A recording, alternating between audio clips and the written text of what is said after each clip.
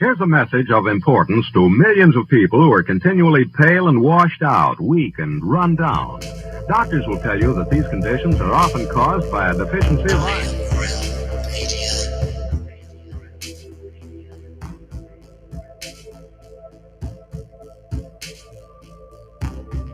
The iron you need to keep you physically fit and mentally alert.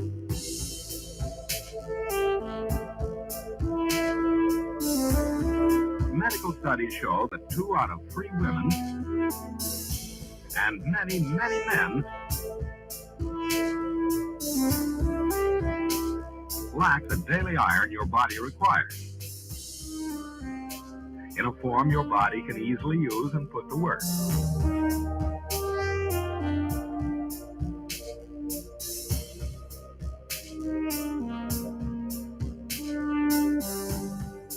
Every dose gives you more than your daily minimum iron requirement. We are awake, we are awake, we are not alone. We are striving for more. So if you're not getting the iron your body needs, we are awake.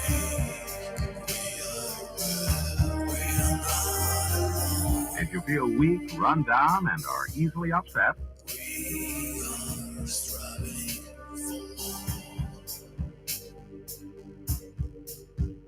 start taking iron today.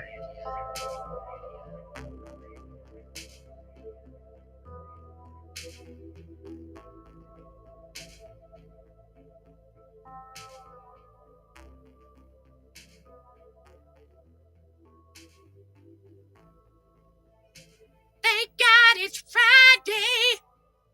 Happy Friday, my friend. And happy Friday to all my friends. Hope it's warm where you are, because it's not very warm where I am today right now. Happy Friday. Welcome to Have No Sphere right here on the Iron Realm Media YouTube channel. And just kind of a wonky Friday. No work today. And it was just so friggin' cold. We're just trying to keep the house from freezing up, pipes from freezing up, and animals from freezing up. I know Walter had to go run a few errands here just before the show started, so he should be along shortly. But in the meantime, let's say hello to everybody else, starting off with the lady with whom I did not get a chance to speak last week, which rhymes, because I'm a poet, but don't know that I am. But my feet show it because of how big they are. Anyway, let's say hello to Mrs. Cami Knodel. You might know her from her channel here on YouTube, Ageling717. Cami, how are you doing, my dear? Oh, good. We're having a balmy Friday evening here, 22 degrees. Okay, not so balmy, but compared to you, I bet it seems that way. I am not at my office tonight. It's one of the few days in the year that I can't be outside playing with my toys and that. Not liking it at all. I just got to say, not a fan of the cold. Yeah, it's a little chilly. We hit our high today already of 5. So now we're on the decline for the rest of the night. We're down to 4. I expect we'll probably hit the negatives at some point. So yeah, my house was built in the 50s, so it doesn't have the absolute best insulation. So my furnace kicks off for all of about 10 seconds. That's what I counted last night before it kicked back on. And it still couldn't maintain a 73 degree temperature. It just slowly got down to about 63 overnight in here, even with the heater on. But we'll have the stove open, and we took Zach's advice and threw a big old pot of water on the stove and just letting it sit there and steam and fill the house with a little bit of humidity to help trap and maintain some of that heat. So little tips, little tricks that Zach gave us this morning that seemed to work really well. Speaking of Mr. Zachary Zabala, you might know him from his channel here on YouTube, Good Times for All, or from his now infamous email to Mark Sargent, as read by Mark. Zach, how you doing? Hey there, Josh. Hey, Cami. Yeah, but don't leave for work with the pot of water boiling. So, especially when it's a 12-hour shift and you're the only person in the house. I came home and the pot was like crackling and pinging, making weird noises. Like ping, and the cat was sitting there looking at me like, dude, what's going on? This thing's been flipping out for a while now. Yeah, it was. And as it was cooling off, you could tell it was like, I don't know. I changed like the chemistry of that pot, leaving it on the fire that long that day or something. So yeah, just make sure you keep an eye on that when you do that. Don't leave it there and go. Yeah. That's another one of those. Got to remember.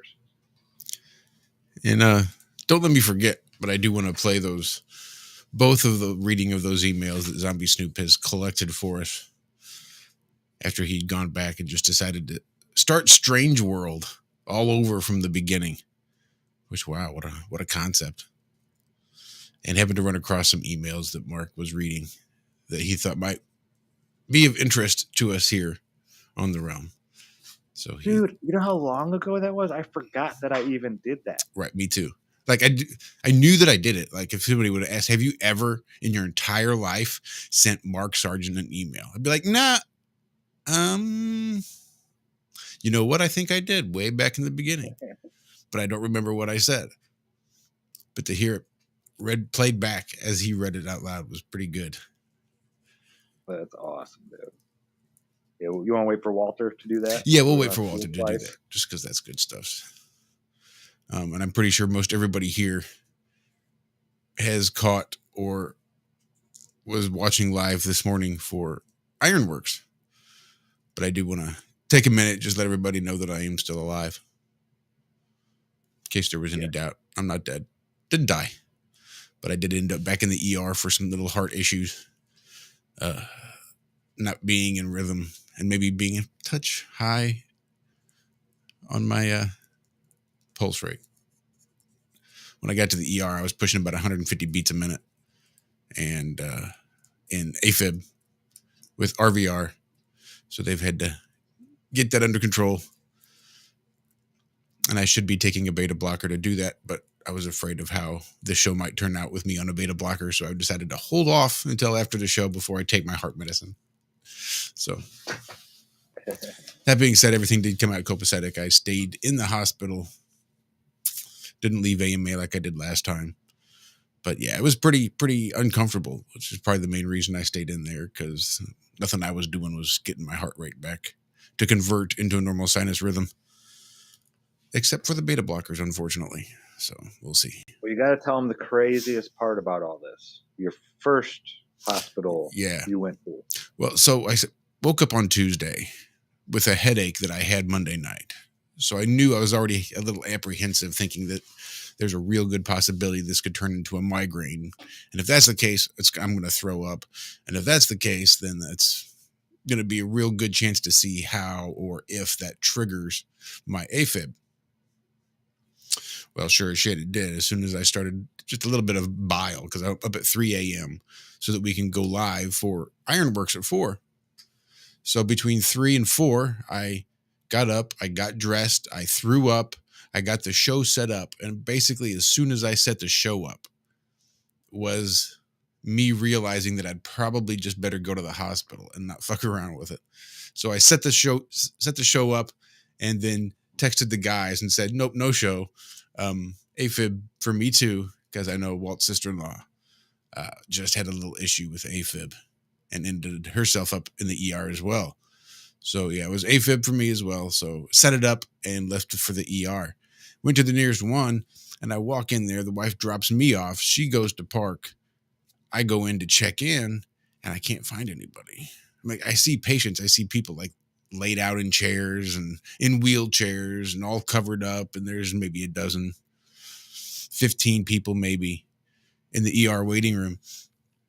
And I'm looking and I don't see anybody in scrubs. Nobody's got a badge or a name tag.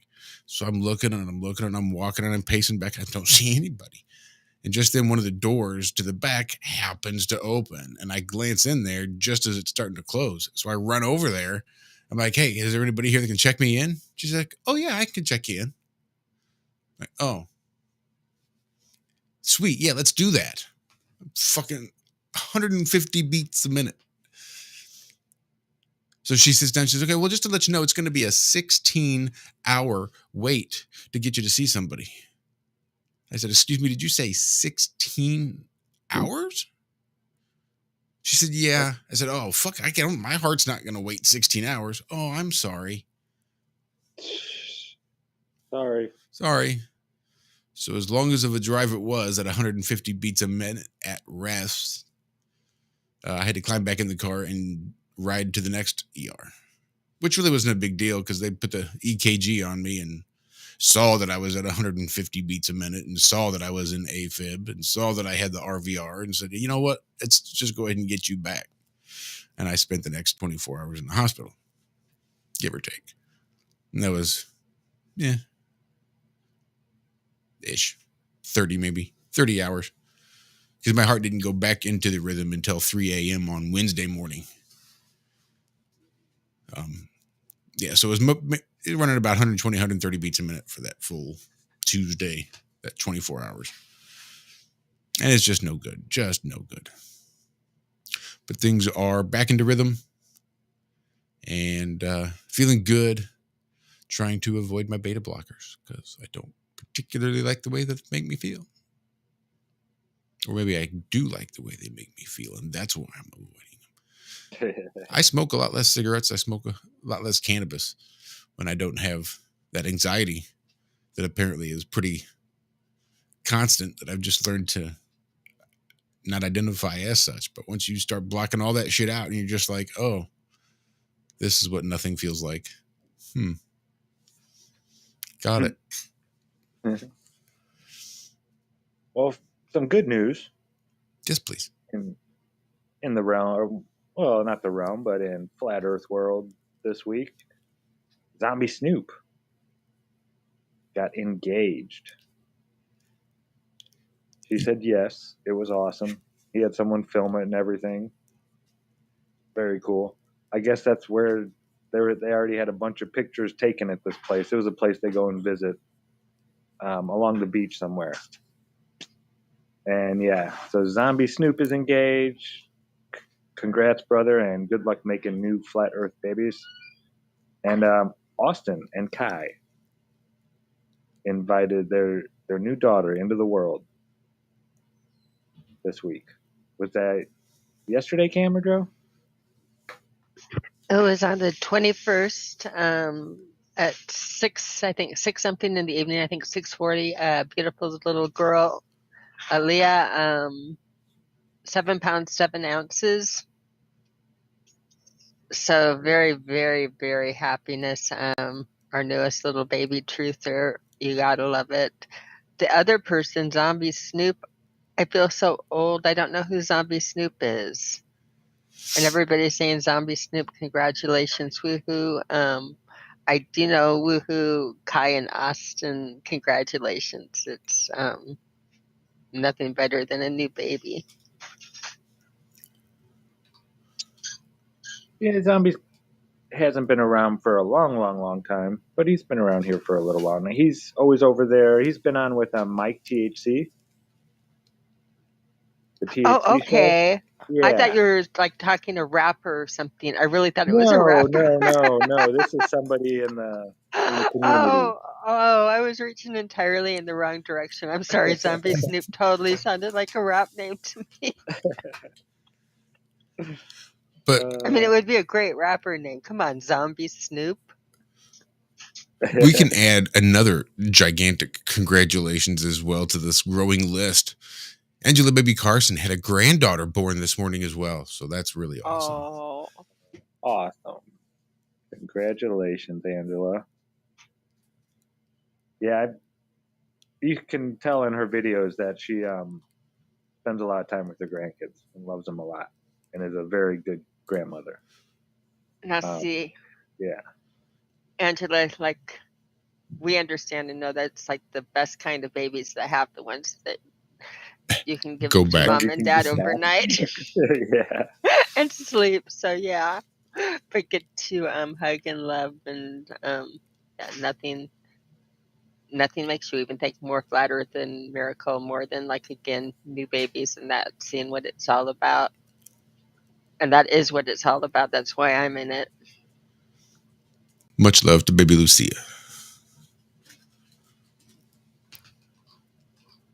So yeah, I really didn't have a whole lot planned for today. Like very little, absolutely nothing. Other than the fact that I missed the hell out of everybody. And as the title implies, firing up the studio generates a little bit of heat, and I can take every little bit of heat in the house that I can. So why not? We'll just do a show. Help supplement the heating bills a little bit. Not really. It just adds to them because it's still electricity. But either way, it's still heat. Ooh, big shout out. David Weiss, deep inside the rabbit hole, and his Flat Earth Sun, Moon, and Zodiac clock app by Blue Water Bay. And the Friend Finder add-on just broke 85,000 blue dots. That is no joke, sir.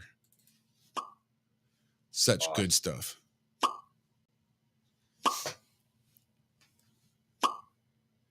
And apparently there's been a knockoff app as well that you have to be careful for. Yeah, $2.99, folks. Remember that. Not $3.49 or $4.99 or. So if you're looking for a Flat Earth, Sun, Moon, and Zodiac clock apps, just look for the cheapest one, the least expensive one. That's the one. But not free. Not free. Because that one's garbage as well. But that's not a Sun, Moon, and Zodiac clock app, is it?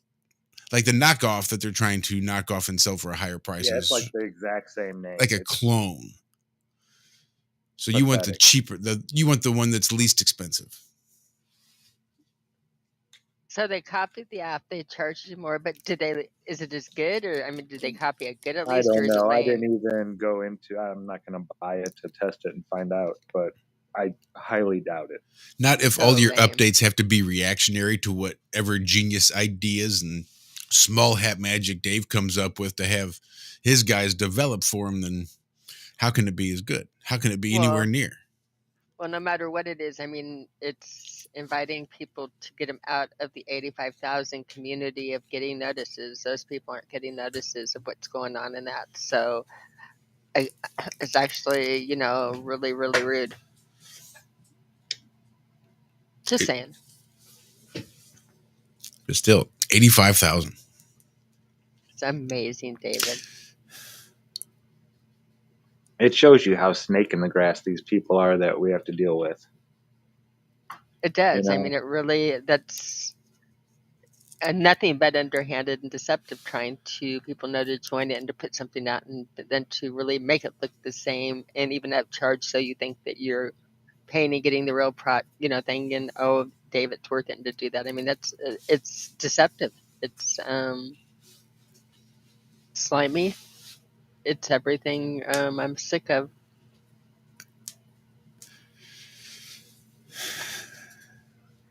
Yeah. David takes it well, though.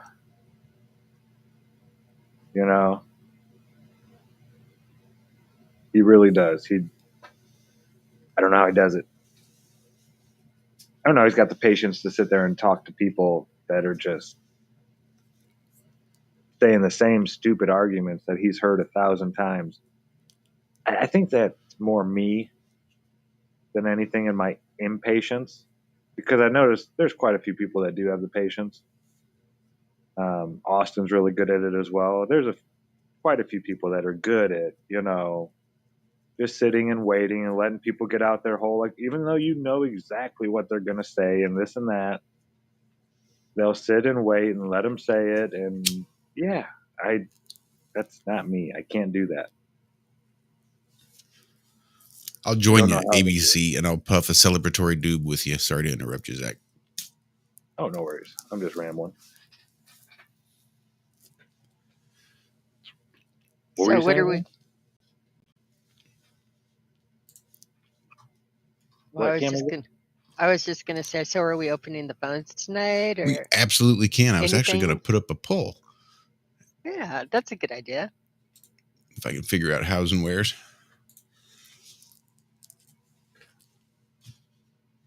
Ask a question.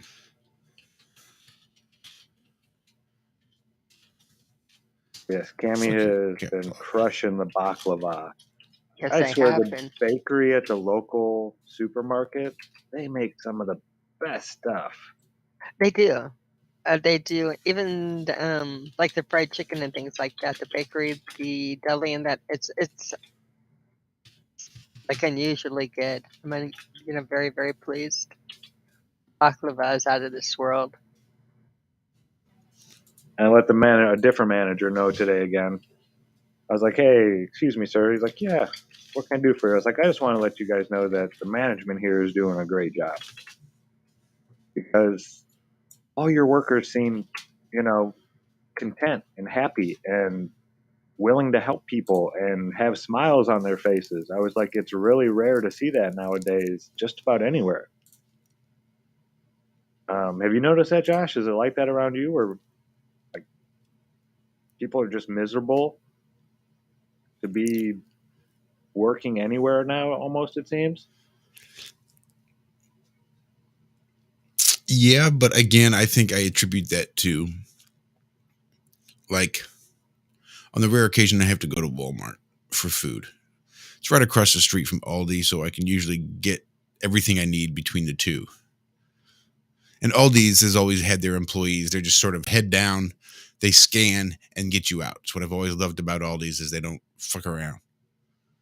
They can be pleasant and polite and nice, but they're not. What's the word I'm looking for? Gratuitous with them trying to be nice and patronize and start conversations. Um, Whereas Walmart, I think they're the people they put on the checkout stations. They put the ones that are miserable. They put the ones that are slow, the ones that nobody's going to want to be in their line. And that's who they put there up front so that it drives everybody to the self checkout. Because I think that's ultimately what they want to do. So they put the miserable people out there to deal with the public in hopes that the public will not want to deal with the miserable employees and will just try to get everything as automated as possible. I think it's that slow turning up of the pot for the Yeah, I frogs. mean, I don't ever go to Walmart. I had to because I broke a phone and the AT&T store didn't have the cheap phones because I don't buy expensive phones because it's like Bob with his buddy that people cut him off all the time. He knows people are going to cut him off, so it happens. I know I'm going to break these phones, and it happens. It's crazy. It's like weird little things. They could make them fall like 2 inches. It just shatters the screen. It's like, how did that happen? So it's me. I'm sure it's me. I need to change that about myself. But yeah, I break them. So I was like, I'm just going to go get a cheap one. I went to Walmart. There was nobody in any of the departments. It wasn't even like up at the front. This was like back in the store. You couldn't get help anywhere. The only people I saw that had their little vest on that asked me I can help thing were pulling pallets around, coming from the back and then going like, I don't know where they were going, but they weren't stopping to ask if they could help me. Yeah, there was 4 people waiting in line in the electronics department with nobody around at all, anywhere. It was, yeah. Yeah, it was crazy. It just seems like, I don't know, management at a lot of places is having trouble with morale, with, their employee morale. It's definitely happening around here. Shari Ives says, I stopped a truck. Shari Ives in chat says, I stopped a fire truck today and I got out to say thank you. And a big hearts to the fireman driving because he was, well, not because, just said that he was smiling and seemed happy to hear it. I butchered the fuck out of that, but the point I think is definitely much needed. That after all the bullshit we've had to put up with the last few years, we need to start making a more concerted effort to sort of counteract it. And I think that that's like just righteous that Sherry Ives took the hot fireman to spread her love and joy to. Good choice, my love. Good call. I'm with you.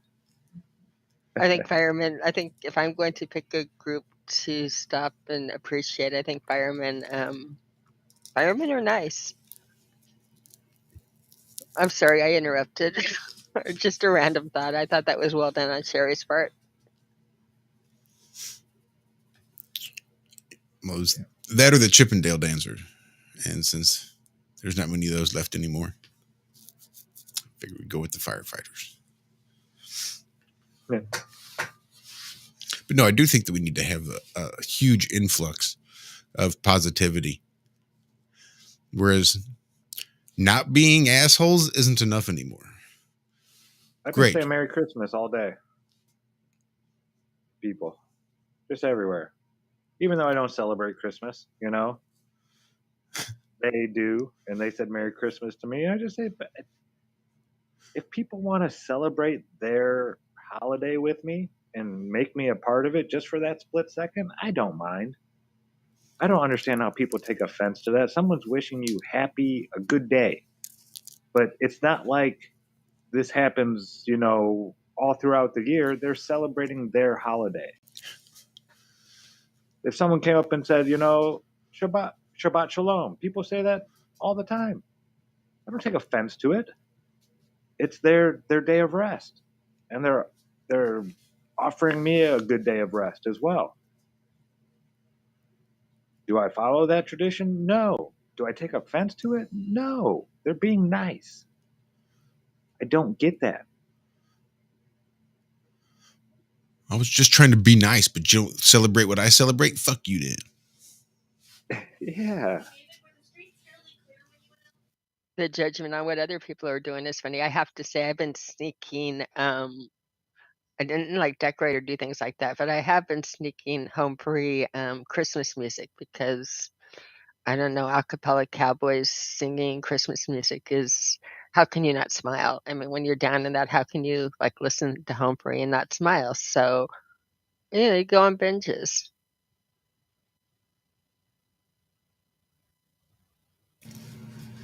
Yeah. Shut everybody down. Everybody knows it. Oh, come on. That's like one of the new talking points this year. You see in the social whatever, the wokeness crowd is, I'm sick of people telling me Merry Christmas. I don't celebrate Christmas. Blah, blah, blah, blah, blah, blah. Shut up. I take it back. I hope your fucking day sucks. Yeah. Is that better? Do you feel better now? Would you rather people walk by and just say, piss off, fuck you? I mean, really? And it wasn't so much we were talking about that. How, what was it? Good afternoon was like a put down back in the day. It wasn't so much good afternoon, it was good day. A good day, sir. You know how you see that from all the old movies, and saying good day to somebody was like more of a dismissal. Like, I'm fucking done. This conversation is done. You're not even worth talking to. Good day. Good day. Good day. Yeah.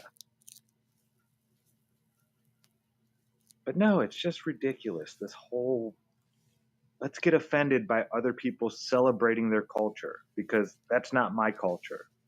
Well, you live in America, all right? We're a melting pot. There are plenty of countries that have, you know, a religion, a country religion. And it's, some of them, it's like law. You have to practice. You want something like that? Go there. This is the melting pot. We get to celebrate every holiday here if you wanted to. I think Great Britain took the play stupid games, win stupid prizes, but they took the cake on that one lately when they arrested a lady because when asked what she was doing, they asked her if she was praying, and she was like, yeah, quietly in my head.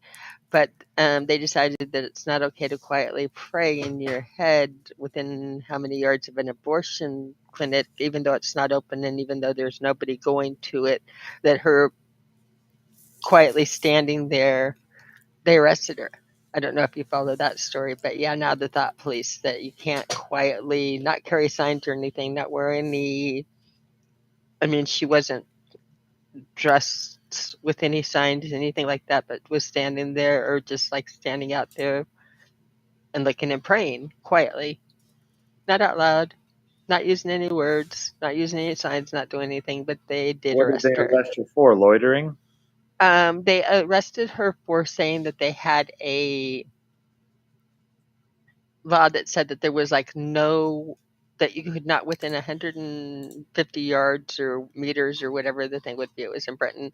You can't show any display one way or the other that's not of neutrality of the clinic. That's So, just insanity. so she wasn't like doing for or against or anything. She was, and it wasn't open. She wasn't stopping anybody from going in. She wasn't. But she wasn't in And it took 3 America. police officers to do it. It was this little gal in a long skirt, and just you can pull up the story. I mean, I'm a big help. I'm not in my office or at my desk or anything like this. I can throw this stuff out here and not help you at all. But yeah, arrested for praying. Should be in the news. She wasn't doing anything. And they took 3 officers to arrest her. It's like crazy. The things that they're arresting people for and not arresting people for. You have like real crimes Second-degree and murder, gunpoint. Pardon? kidnapping, second-degree murder. But they did manage. You get arrested in Illinois, like in Chicago, starting January 1st. You can be arrested for second-degree murder or kidnapping, but you're released with no bail. There is no more bail for these crimes. You just get released on your own recognizance after they take your information and blah blah blah, and they just take your word now that you'll come to court and take care of it. I don't know what they're doing in Illinois. I'm so glad I don't live anywhere near that state. Well, there's a prosecuting attorney in St. Louis County that's not much better. They've not sort of legislated anything like this or made any sweeping systemic changes that would validate it. But she, in and of herself, as a prosecuting attorney for the county, is just refusing to prosecute some cases and just saying, look, this is the way we're going to do things. And just as I came in to start the show, I clicked on a story where some lady had her car stolen.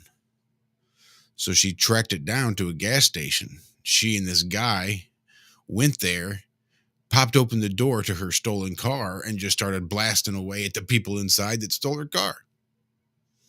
I guess there was a big shootout. I guess they were armed, and she and her friend were armed, and it was just a fucking shootout over a stolen car at the gas station in St. Louis. But that's what happens when you don't prosecute people that want to steal cars. But you know who they are prosecuting? There's another story. And this lady here who, hospital worker, lived across the street from, I don't know, a 7-Eleven or something like that, one of those convenience stores, and was back and forth all the time for coffee and that. As she was there and she noticed the people, she walked in by herself and she's a regular. She noticed the people that were right in front of her left their credit card on the other counter. So she ran out to him and said, did you leave your credit card on the counter? And they're like, yeah. But they didn't follow her in. So she went in and she got it and she handed it to him, right? And this is all on videotape. Those people came in at a different time, left to other people in between, and you could just see her like run in, ask her, run, grab the car and hand it to him. Well, I guess it was a stolen credit card. and they basically violently arrested her, put her picture up on wanted, like for a credit card thing, because they had a picture of her like with the card in her hand walking out on the video. You had this whole video thing, and they take that one little clip, not the people and not the whole thing in context. But they put her picture on there. She lost her job as a security job, got spent 3 days in jail, lost her other job. Everybody was asking her about like her crimes and that. And they went to prosecute her, and they were in court, and the judge stopped the trial and said, hey, nobody could, if you look at the whole video, it shows it all. Nobody should on anything be convicting this woman. There's not even a reason. There's no kind of reasonable doubt thing, or no, there is. Why is she here? So they stopped the trial midway, and he released her and dropped it all off her. But this woman's life is ruined, and they were heavily prosecuting somebody that they had videotape of her not doing the crime. I mean, they the videotaping that they took, that they put her wanted picture, shows that she had nothing to do with it conclusively, and yet they spent all of this time prosecuted, violently arresting the whole. So they can put these people in jail, and it took a lot to get her out of jail after 3 days when she had zero criminal record, zero anything, and had just gotten off and shipped to the hospital.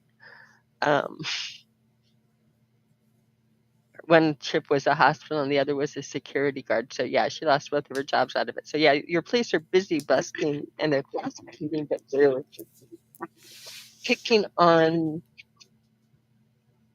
like people that have no records and have no and aren't doing the crime. It's really strange. Little dichotomy. You have a gun, you do the violent stuff. Oh, we don't want to mess with you. We'll do the innocent person that won't give us any trouble or grief. Or she's not dangerous. Yeah, did you see the James Freeman video, Josh? The cop breaking down in the McDonald's drive-thru? Yeah, I remember seeing it when it came through the first time. Oh, was that an older one? Yeah. Yeah, it was a couple of years old. Yeah, just being scared to accept food from the drive-thru. And his point was a good one. She completely freaked out over an experience that everybody who's been to McDonald's has at least once, but more often than not, consistently. It's a consistent McDonald's experience. Yeah, can you pull up and wait a minute for your food? Yep. That's why there's like 4 spots for it, lady. It happens all the time, every day. Every day. Yeah, she's like in tears. I know it's going to get better, but I just want McDonald's. Oh my God. And I haven't been told thank you in so long. When's the last time you told your garbage man thank you, lady? Or all your other public servants? Yeah. And for most of them, it's not their fault. It's the way they're being trained. I know they choose to act the way they act, and I mean, they're humans, just like us. They're just dumb human beings. But they're not trained properly. I don't know if they ever were, but once you start learning the laws, watching some of these First Amendment audit videos and really getting it down and seeing that there are very few police officers that actually know or admit that they know the law. They might play dumb, this and that, because I swear an ID is like crack to some of these officers. It really is. It's like watching a crackhead sift through the carpet looking for little bits that are left, just smoking anything, throw it in the pipe and we'll light it on fire and see what happens. I mean, they want your ID that bad. It's like, dude, do you know how the law works? And either they don't or they just, I mean, officers will say it. They're not taught law at, the school there that they go to. Their 6 months of training. They don't get taught the laws. They're supposed to learn that stuff on their own time. And it's quite obvious that they're not checked up on these things. There need to be tests afterwards. Like, okay, how many laws did you learn this week? Kind of like spelling, it should be. Okay, we're going to teach you 5 spelling words this week, 10 spelling words. Here they are. And you're going to have a test at the end of the week. So you know these spelling words. That's what we need to do for these officers. They need to be trained on the law. That's what they're there for. More of them try to be feelings enforcers than anything. And it's usually their feelings at the bottom line that they want to enforce. When you watch the First Amendment videos, they're there, but they're going to be there backing up typically whatever government employee is working at that building that doesn't want to be videotaped. And they don't want to have to be the government employee that tells the other government employee, sorry, there's not shit I'm going to do to help you. Deal with it. Because then it's going to create animosity, and the cogs in the government machine need to grind together smoothly. And once they start to not be so smooth and things get iffy, and you don't want that animosity, so they don't want to have to do it. They don't want to have to be the guy that's fucking with the other government employees, because then it gets to be a pissing contest. And they don't want to get involved with the pissing contest with City Hall employee, because they'll just crush them, right? We'll just drive by your house every day for 3 weeks with our lights and sirens because fuck you. What are you going to do? They just, so they'll go over there and be like, well, I'm not going to let this little piss ant who wants to come in here and make these people feel uncomfortable. I don't want to have to tell these people that I don't care about what their feelings are. That's going to make my job harder later down the road. I'm going to do things the way that I want them done, and fuck this guy in his First Amendment. We'll just chuck him out the front door. Or 20 minutes is what the courts have deemed to be a reasonable amount of time. And I'll just spend 20 minutes lying to him, seeing if he'll eventually concede and surrender his rights. And if not, then after 20 minutes, turn around and walk away. I'll ignore him. Like, sorry, okay, I'm done. And I'll just walk away. If he has questions, if he needs clarifications, fuck him, I'm done. I spent my 20 minutes trying. Didn't work. I'll leave. I've seen some crazy, crazy stuff. Yeah, but if they taught them that, if you do this, you're going to lose your job, which it's an average of, and this is since I think 1965, once every 4 days. And I guarantee since cameras have been on phones, it's gone up a lot. But once every 4 days, a police officer loses his qualified immunity and becomes part of a lawsuit for violating citizens' rights in this country. Once every 4 days. Since the 60s. And I guarantee a lot of those went uncharged because it was the police officer's words versus, the citizen's word or whatever. The civilian's word. And no, now that there's cameras out everywhere, I'm sure it's gone up quite a bit more, but the people that are training these people, they don't get in trouble when the cops lose their job and people get attached to their pensions for the rest of that cop's life. And they can't even get a job as a security guard now, and they end up working at Starbucks. I feel bad for the cop. They weren't told. Who's done it though? And maybe I'm wrong. It's not that I'm sort of backhandedly. I hear it a lot.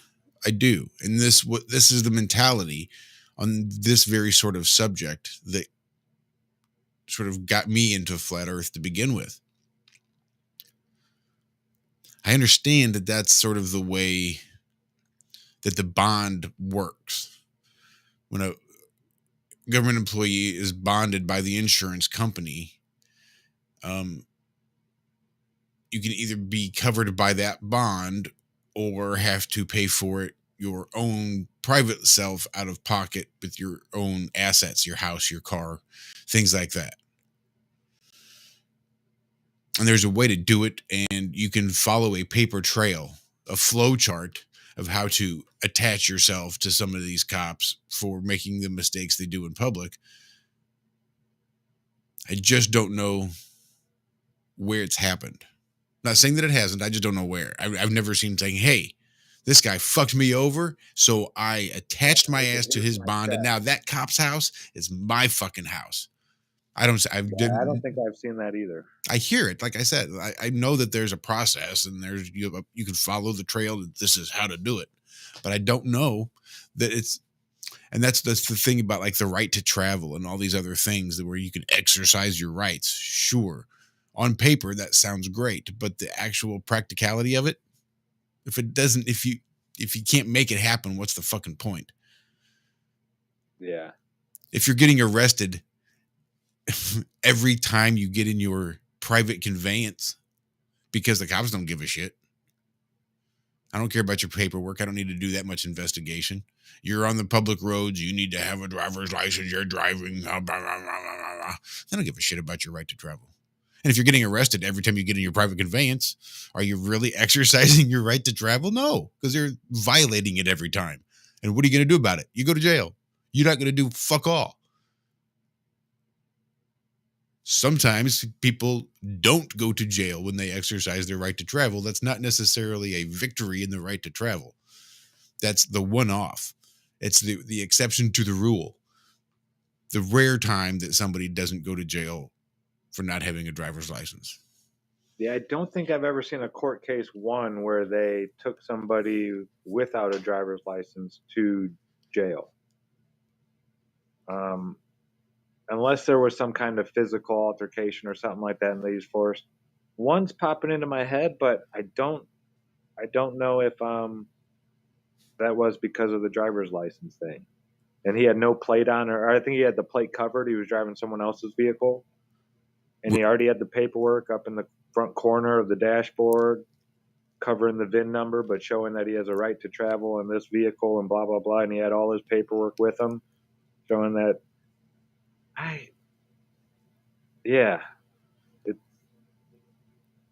I've seen a couple of them where they let him go. You know, the cops knew that law. But most of the time, yeah, those people are going to jail. Yeah. I've seen some really amazing ones. Freedom from Government, I think, is the YouTube channel. He's one of those guys that I've been following since years before I was into Flat Earth. I was watching Trent Goodbody talk about right to travel, what to say, how to beat it, how to fight it. And he's one of those guys that's just sort of nomadic and going around. And there was a pretty small community once upon a time of people trying to exercise their rights and videotape it and put it on the YouTubes. So Freedom from Government's one that's been doing it for a hot minute, and he still puts some stuff out. And, you know, whatever happened to Kokesh? Not sure. He was trying to march on Washington for multiple years. I know he did it. He went into Washington. He stood in front of the Capitol building and loaded a shotgun round and put it up on social media. And I know he was arrested for that, but he ran for the U.S. Libertarian presidential candidate in 2020. Yeah, I just haven't heard that name in a while. Yeah, he was one of those doing it way back in the day when social media was first getting its roots and all that kind of stuff.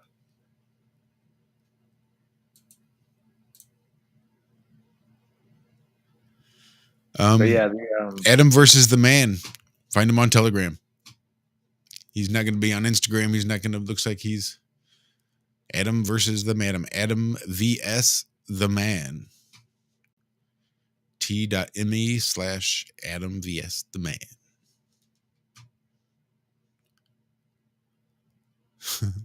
So much time wasted fighting the censorship here. Goodbye, Instagram.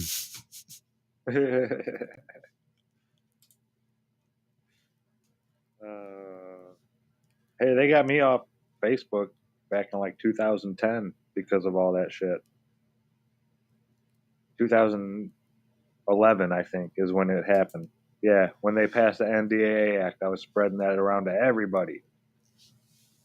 And I'd ask my buddy, dude, you see that thing I sent you? They're like, no. I went and look on their thing, and it's not there. Look on mine, it's right there. Look on theirs, and never showed up to them. What the? I was like, that's it. I'm done. I'm off this garbage. And then I got back on for my mom. So she can show me pictures and blah, blah, blah, blah, blah. You've been awful quiet, Camera Joe. You and your I am little awful icon. quiet. Yeah, just quiet day. I'm reading the chat right now. It's quite interesting. I'm following the frequencies and the scanners because we were talking about that some Zack because I told you it caught my eye too that they're using Denver, Chicago light. Lori Lightfoot was using Denver as an example that they were following after, but it was in the news with police scanners that what they recently did in Chicago was they took the police scanners off where you could scan for them, where you don't see them, they encrypted them. Mm-hmm.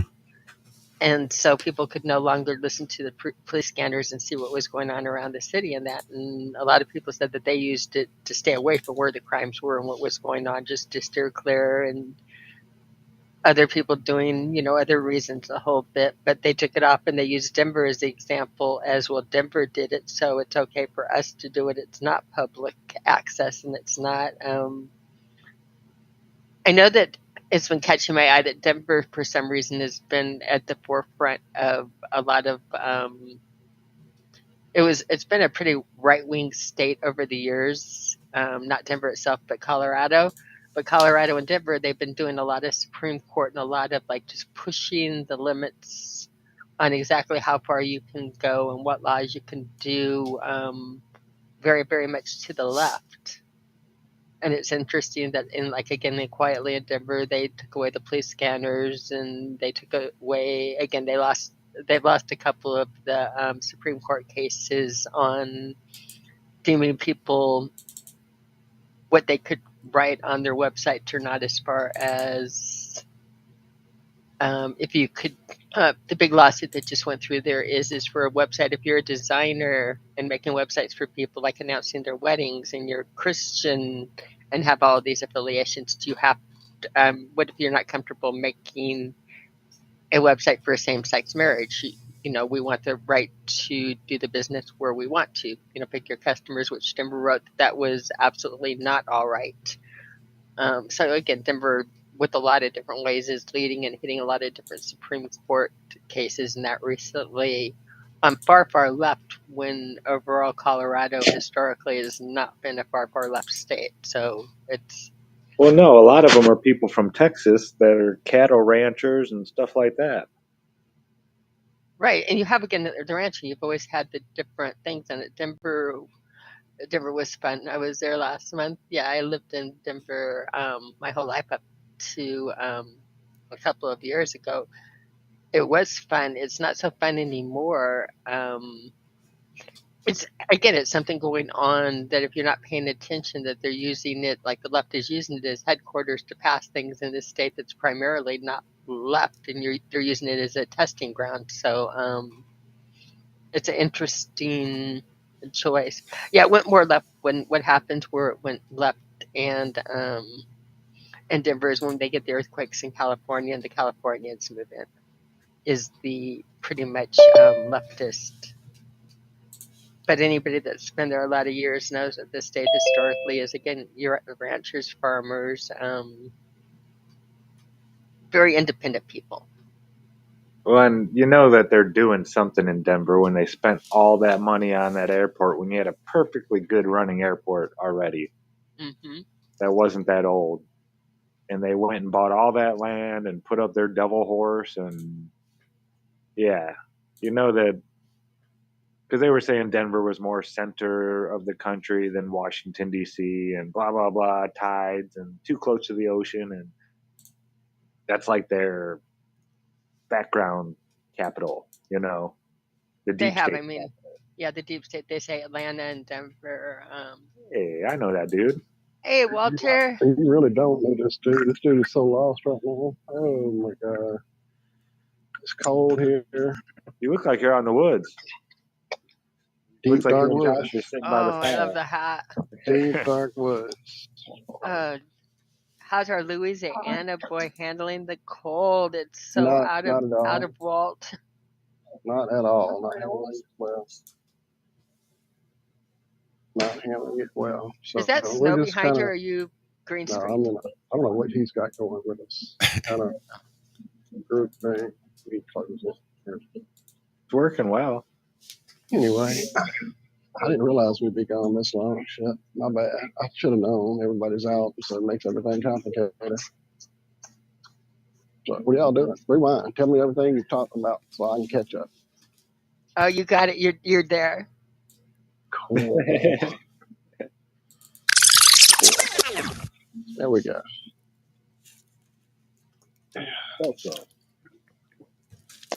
So how was your day? Did you get any rest? A little bit. A little bit.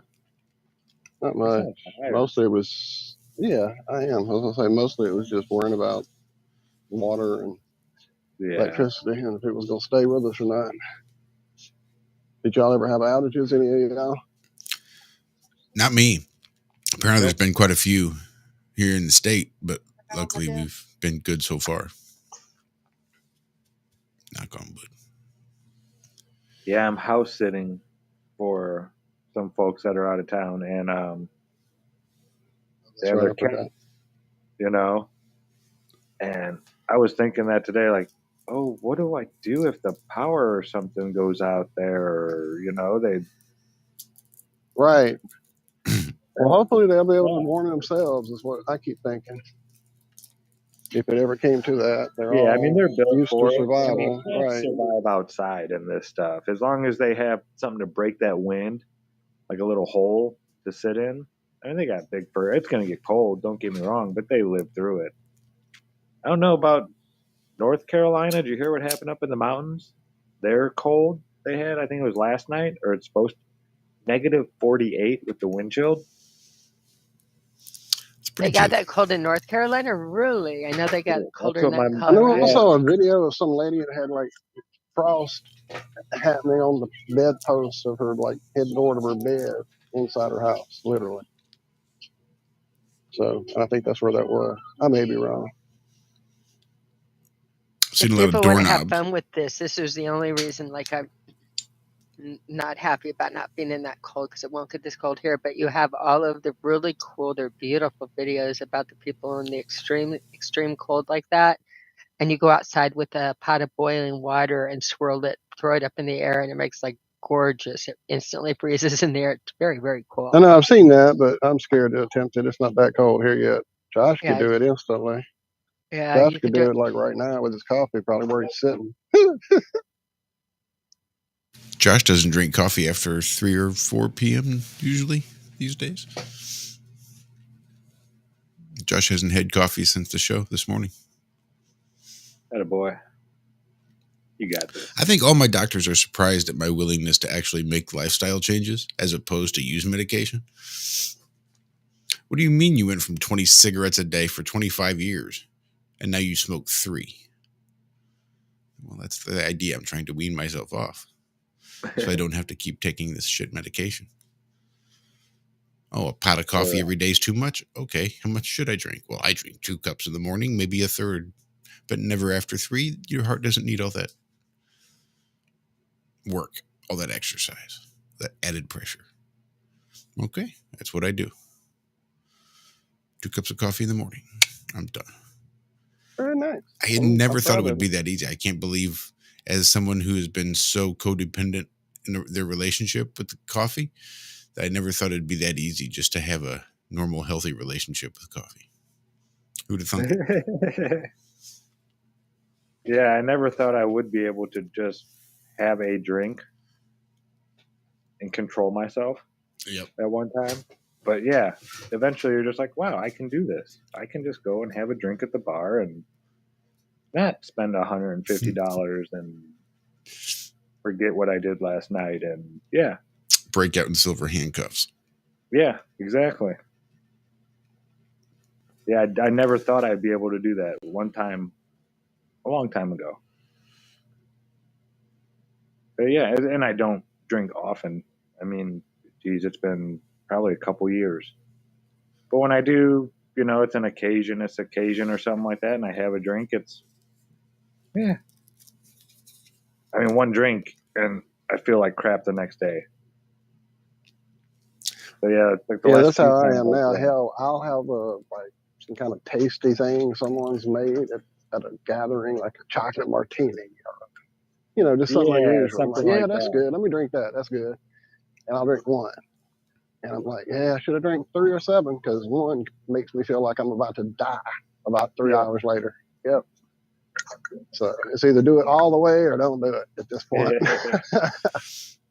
My brain and my body are at such odds because they don't have that trust that they had when I was younger. I violated that trust so much. So when I drink alcohol, that once the taste hits my lips, my body just wants to expel it immediately. Like, fuck no, you idiot. I know what you do when you drink this. You're not about to.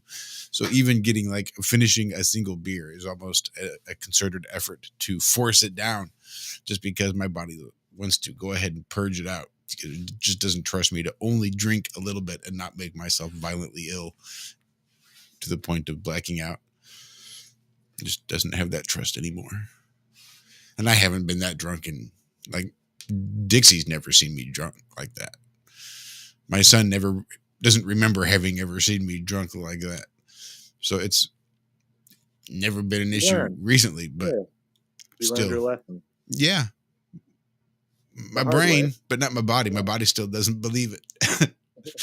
It still just wants to just purge it out. When I throw up, I puke from my toes and it just comes all the way up. And I think that's probably why I get AFib, is because so much of my body is working to expel things from my stomach just out of habit and mistrust, I think.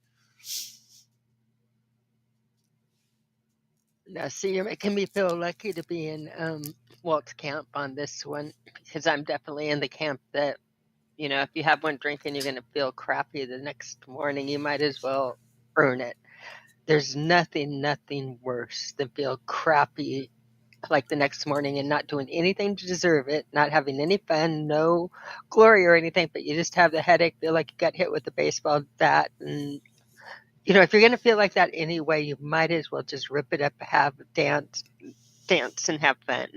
So I said, if you're going to do it, go. Exactly, go big. Oh, sure.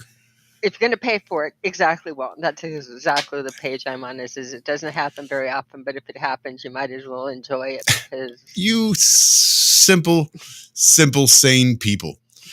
What you need is a real serious addiction, and see where. Hey, we'll just go all the way and see where that leads us. Yeah, try that with alcohol, and I'll be done. I'll come back like 3 months later. But see, I don't know Maybe. about you, Walt, but I have this mechanism built into me that really, if I even had 3 or 4 drinks, I'd be throwing up. And so what a lot to me is totally different than what a lot is to a lot of people. You can ask Bob of our history of even dating way back. He's got some precious stories on that, and drinking. But yeah, I'm not a big drinker. When I do, I can get drunk off of a glass and a half, or again, so do 3 or 4 and really get there. But as far as really, really putting them down like you, I throw it all up long before I get there. So again, this little built-in thing, which makes it gross and makes it's just not something you want to do very often. It's built in. I would be the world's worst alcoholic because, there's no way. It's something every couple of years, maybe, or even might happen once a year. Who knows? But if I'm going to do it, if I'm going to drink, I might as well have fun. Yeah. Dance. Anything to dance. I'm just not very fun when I drink. And maybe these days, like I said, once a year we do our friends weekend in August. We go and hang out with her friends, our friends, after these years. But yeah, we'll go hang out, and it's 2 days. It's a weekend, and I might drink 6 beers, 7 beers. I buy a 12-pack and I bring home beer, so it's never really been an issue. That's the extent of my binge drinking these days. But yeah, I know that 1 or 2 glasses will get me tipsy. 1 or 2 glasses of a Merlot wine, I can drink it and be tipsy. I can also drink 4 bottles before I start to vomit. And by that time, I'm way too drunk. And, you have to have stomach pumps and all kinds of nasty shit. But that's why my body purges it out, because I could override that stuff initially. That sense to puke, I could just drink right through that. And if I could puke early enough, then it's just like resetting, right? That's just more room now. Now I can just go back to drinking. Boot and rally. Uh-huh. Done it plenty of times. What was the Indiana Jones movie where it had the girl that could like drink and drink and drink everything under the table and The Temple of Doom. Temple of No, Doom? no, it wasn't. It was the first one. Yeah. Indiana Jones and Yeah, the it Raiders, was the first Raiders one. of the Last Ark. Was Yeah. it Raiders It was of the it was the girl he was a pedophile with when he was here. Yeah. Exactly. So like Right. I was dating in the age of this, and I expected these little girls to be able to drink everybody under the table and keep up and do things like that. And just like right now, in this day and age, all of the girls my size are superheroes. We're all convinced that if we get in the fight with a 250-pound, killer fighter or whatever they call what are the X-Fighters or whatever, that we're going to win just on the basis of being 5'2" and 110 pounds because we have superpowers. And that was the same with... Haven't you What's seen your Black name? Widow? Come on, Cami. Right. Black Yeah. Widow. What's that She girl's kicked that name ass. who was the first female action star in a feature something? Oh God, that was so funny. Where she said she was, what was her name? I don't even know her name. Who just did Hunger that? Games. She did the Hunger Games. Is a Hunger That's Games. That broad. Katniss. Whoever that dame was. Yeah, Katniss. First action figure girl, yeah. What was that story or whatever? Yeah, that I was... guess Sigourney Weaver thanked her. Sigourney. Yeah. Like, thank you for setting me up for Aliens, Aliens 2, Aliens 3. This, just going off. It's like, oh my goodness, these people just love telling their own farts. They really do. Jennifer Lawrence clarified. Yeah, that's her name. Yeah, because she was the first ever action star for a woman, and she set the stage.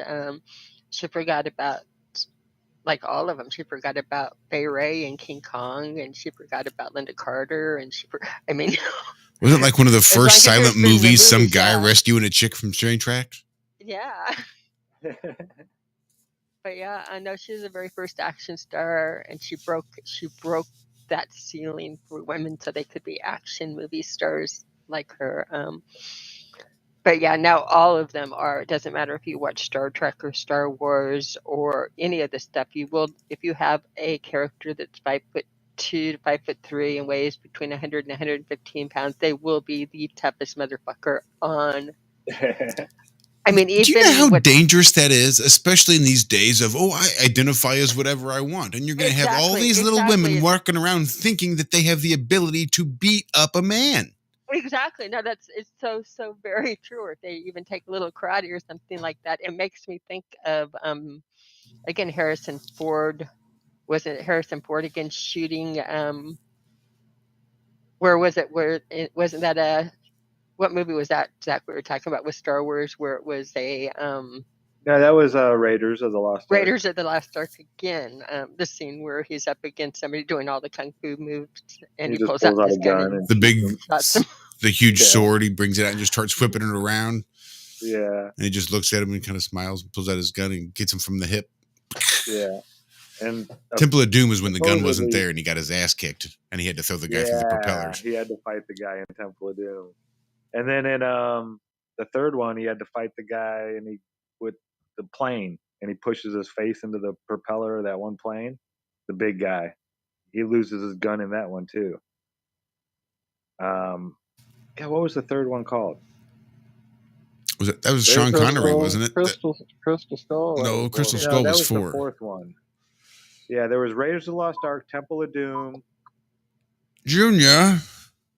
Yeah, I'm having a brain fart. That was my favorite one too. The dog's name was Indiana. That's where he gets the Holy Grail. Indiana. Wow, Wasn't you did it that just really the Holy well, Grail, Josh. or Yeah, what the fuck was the name of I'm that sure one? chat's blowing it up. Hey, chat, I can't talk to. Sorry, guys. I'm walking around. I'll be home in a few. Raiders of the Last Ark and the Temple of Doom and the Last Crusade. Last Yeah. Crusade. That's it. You have chosen Kingdom of the wisely. Crystal Skulls, and yeah. They're supposed to be coming out with another one now. He's fighting the Nazis again, and they're going to CGI Harrison to make him look young. So I digress, and we're going to take this back to story now and doing it. So with the drinking, back in the day, instead of being a superhero, little girls were just supposed to be super drinkers and be able to keep up in that. And in the dating world, that's kind of a turn on, because that implies loose morals. Stupid thing to do. Yeah, stupid thing to do for a 5 foot, 300-pound something to go out into the bar scene and think she can keep up with everybody, and you know what I mean. So what I did is I learned, or I did a trick on Bob. When Bob caught me, it was so funny. So when Bob and I started dating, we would go places and we'd order drinks, and whatever he ordered, I ordered. And as he's like laughing and drinking and sucking through his, when he would be about 3/4 of the way down and I'd be like a quarter in there, I'd just, when he wasn't paying attention, switch the drinks around. And all through the night, I would just be switching the drinks. So I was keeping up with him drink for drink. And he's like, wow, you're amazing. You can really hold yours. It's like, damn, yeah, I'm a super girl. He's like, and I'm so drunk, I can't believe how hard these are hitting me. Didn't know 3 drinks would hit me so much, and now that he's over 5 down. But yeah, that went on for months. And one time we're like eating dinner, and we're doing this, and he's doing something else and talking, and I'm switching out of the corner of his eye. He caught me, and I could see the light bulb go on in bold. It was like such a busted moment. There was no getting away, like, oh, I'm reaching over. It's like, that's how you've been doing. I didn't know how you did it all of this time, that you could keep up and do things like that. So yeah, I don't know what the fix is on doing on the superhuman girl thing other than carry a gun. That's it.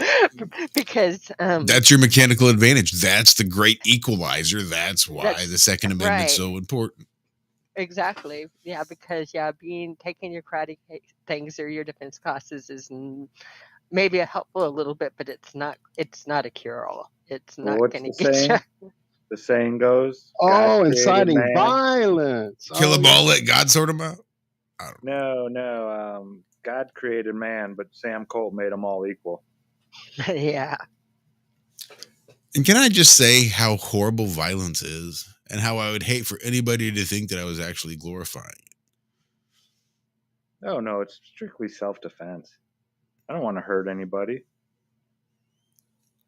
I remember how bad I felt. I was like 7 years old, and I kicked this kid like right in his kidney. I aimed for his hip, but he like ducked down a little bit, and he just fell on the ground and started like bawling and like spasming. I started crying. I didn't want to hurt him, and I learned at a very young age that, wow, you can hurt people, I mean, I felt the kick. I kicked him hard. I meant it. And when I did it, I was just like, oh my God, I did that. And look what happened to him. And after that, I really didn't want to hurt anybody. It's just never really been the solution in my eyes. There's always a better way to handle things, Yeah, at a very young age, I learned I don't like hurting people.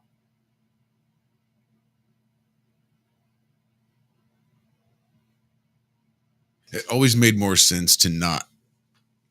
Like, maybe I could hurt them and they wouldn't hurt me.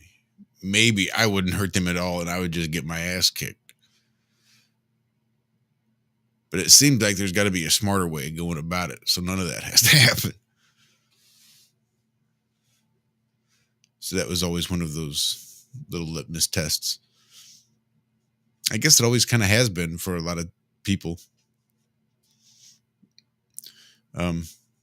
For a lot of probably men, at least, you have the those that are the physical, those that are the more intellectual. I grew up with two ornery as hell brothers that were bigger than me. Ornery Oh as yeah, I mean we would beat people the not my shit out friend. of each Yeah. other Yeah. as friends, but there was never any like animosity afterwards or before. And we were just fighting the fight. Exactly. You learn how to like Yeah. have a sense of humor and be clever and get yourself out of it cleverly because I always learned again, even though I was very athletic and things like that, against these opponents taking it on. Yeah. That's stupid. That's just stupid. I'm sure you heard the expression, "Why you hitting yourself, Cami? Why you hitting yourself?" Oh yeah. I'm not Yeah, touching they you. could do that one really well because again, their arms are no matter how many push-ups I did, my big brother's arms they're no matter what they're going to be stronger than me. So yeah, why you hitting yourself? Almost as though there's a physiological difference between men and women. I know. So then you just like take it on to anything. You're tough, then play slapjack. You remember slapjack? Because that required cleverness and quickness, not just strength. So you switch the game from why you hit me to slapjack. That's where you put like hands on the bottom and top, and the bottom one reaches over to slap the top as hard as they can. If you're able to pull your hands out, you could be on the other side. Sure, right. It's the difference between bloody knuckles. Like two guys play bloody knuckles where they just smack each other's hands, and the first one that bleeds is the loser. But like slapjack, that's got the psychology involved, which is why women were so good at it. Right, because men all they had to do is get one good smack, to take it out. But we were like again faster, and I could get in so many little irritating like bug bite snaps that by the time I got hit, it wasn't quite as hard, Bill Wall in chat wants to know who decided that whoever fights best is the winner of an argument. Yeah, that's like. I think the answer is obvious, though, isn't it? Won. Right, the best fighter. The best fighter is the guy that decided that. Yeah. Well, it's just like again, people that like the people that design the IQ test on what's smart. It's all about pattern recognition and being able to follow patterns and repetitions and solve little puzzles. Hell, they were smart as hell. They were like, we're going to take the skill that we're best at and label it the smartest of all skills, and this is what makes you smart. I mean, that was fucking genius. Let's take our skill and deem it the smartest skill. In my opinion, I think farmers are some of the smartest people I've ever met. Mm-hmm. They really are. They know how to do everything. And they pay attention. They work with the whole system. You have to macro it there and touch a little bit of everything, life, death, growth, cycles. I think you're right, Zack. Big shout out to Karen B in chat. Hey, sister. Karen B, I miss you so much. I cannot wait for it to get warm and for us to dig. Front. I wonder if it got windy over by her today. It got so windy that it blew over the garbage can. Did it? Yeah. I know that it was like at 3, 4 o'clock in the morning. It was like brutally windy here. Like brutally. I went out to the garage and just it sounded like things banging indoors, and because at first I was like, is somebody going in and out of the house or is different? But it was again just possibility of trees snapping and shit like that. Yeah, it was chilly. Yeah, it'll be over before we know it. I'm looking longingly out the glass door at my office, thinking I want to be. It's got a blanket and a heater, but still. Next weekend, it's saying 60 degrees. Oh yay! Okay, so there's you'll be hope. Out there soon. Yeah, there is hope. I am like looking with my doe eyes. I can see my Tracy board. I can see my magnets. I see my lit keyboard. And if I see my thermometer there, which I can. My eyesight is not good enough, but it's going to be reading probably 19 degrees. So you know what? I think it stays warmer in the valley right down here than they pick up at Spartanburg. I'm Karen actually B says walking her out. chicken water has been freezing. I bet if you got a little light, Karen, just a small one, and put it underneath the water, it would probably keep it warm enough. Just a small incandescent bulb. You could even block off the light so it doesn't really bother the chickens too bad. But just get a little, and it won't be like a super expensive heat source. Right. But yeah, just that light bulb will warm that place up enough to keep the water from freezing. It should. Well, most of the light bulbs now are LEDs, and they don't do that for that Yeah, but reason. you So can it's getting find the incandescent. incandescent bulbs But does still. she have does she have electricity out there? That's quite a ways out there. I don't think so. You'd have to have a little long extension cord.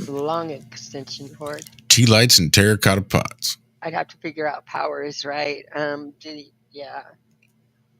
You know what you could do, Karen? Do you have you know what you could do is take, if you have rice, take rice in an old tube stock, pour the rice into a tube stock and microwave it in the microwave. You show me how big your sock is, I'll tell you how long to do it. It's making a bed buddy is what it is, and it will hold the heat for like hours. If you like just make a and then set it underneath the thing, and that way might have to, if it's bad, go out through the night and do it, but it will hold heat in there like a potato or whatever. But we'll hold it for quite a while, and again, if you put it out there really hot underneath it, and as it cools it, you should get some time out of it. Yeah, the potato would do the same thing, cats or wanted a to go rock. out. The cats wanted to go outside today, and I was like, "I'm sorry, ladies," because yesterday one of them went out, and I was like all over the neighborhood driving around looking for this cat, and then I texted them and was like, one of the cats wandered off and she hasn't come. It's like, oh, she goes away for a while sometimes. Hours. Yeah, I was like, oh, okay. Whew. And came back later. She was sitting there waiting. But yeah, with it getting this cold, I don't want to. No, for a chance for them to get stuck outside. Exactly. You know, she can use, with mom and dad not home and that, use a litter box. I wondered if you were going to do that, Zach. I was going to suggest it, saying it won't kill the kitty to use the litter box, even if she prefers outside with this type of weather going on. Because again, if she doesn't come back for a while, yeah, I told them all tomorrow I was going to go over and hang out for like at least a half hour, 45 minutes. I'd let them out, and then there's one that doesn't go out. We were actually playing today with her ball, and she was getting feisty. It was funny. She's real timid. She's very cautious around anybody she doesn't know. So she and she lets me pet her and stuff, but she's very skittish still. But she was like running around, and we were playing with the ball today. It was fun. Yeah, I love cats. Fun. And the dogs get so mad. It's such betrayal. He gets snipped when he gets home. They have accusing eyes. They're sad. Dad gets home smelling like kitty. 3 kitties. And they know. Betrayal. It's like, it's not cool, Dad. Funny for me to watch, but yeah. Animals are the best, and they're so entertaining and funny, and can give such stink eye when Dad is like being a traitor with kitties, and they didn't I get don't to know go. what it was, but I was thinking about Remy today a couple different times. Remy. He just popped into my head. I was thinking about different animals, and I kept going back to Remy. I miss him. He is a cool dog. Yes, he is. He's not the greatest around other dogs. No. Other animals. That's all right. But when it comes to people and protecting people and just loving people, man, he is awesome. He is such a good boy. It's not that he's bad around other animals. It's just that he tries to eat them. He wants them as food, not as prey. He sees them as prey, not as friends. Let's put it that way. But yeah, he likes them a lot. He wants to get them. But yeah, he is such a good boy. I love his hugs. Comes and throws that big old body up into you and just leans on you. Oh yeah, he's such a baby for such a big dog, and I told you this story when That was terrible. One of the times I was spending the night over there, dog sitting on Karen. I don't happen very often, but it did. I think it's only happened once since I've moved out here. I don't want to make it sound like I have the pleasure all the time. I'd actually like it, but maybe this is why. Is we spent the night, and I had, what are those chewy candies in a roll that are like little sugar? I forgot the name of them. So good. Little fruit chew things. Not Starburst. I mean, they've got a hard thing. They're little sugar pills, is what they really are. Freeze? Yeah, I think no, because they're chewier and sweeter than them. I'm having a complete mind block because I really, really like them. And so did Remy. Is he found on my bed and got one? And I'm looking at this dog, and it's like, "What did you get?" And he's like chewing away, and it's like gum, and he's enjoying it so much. And then he was like licking my face all over, wanting more, doing the happy dance. Like, oh my God, these are the best, lady. These are the best happy dance. Yeah, I wasn't invited back after. No.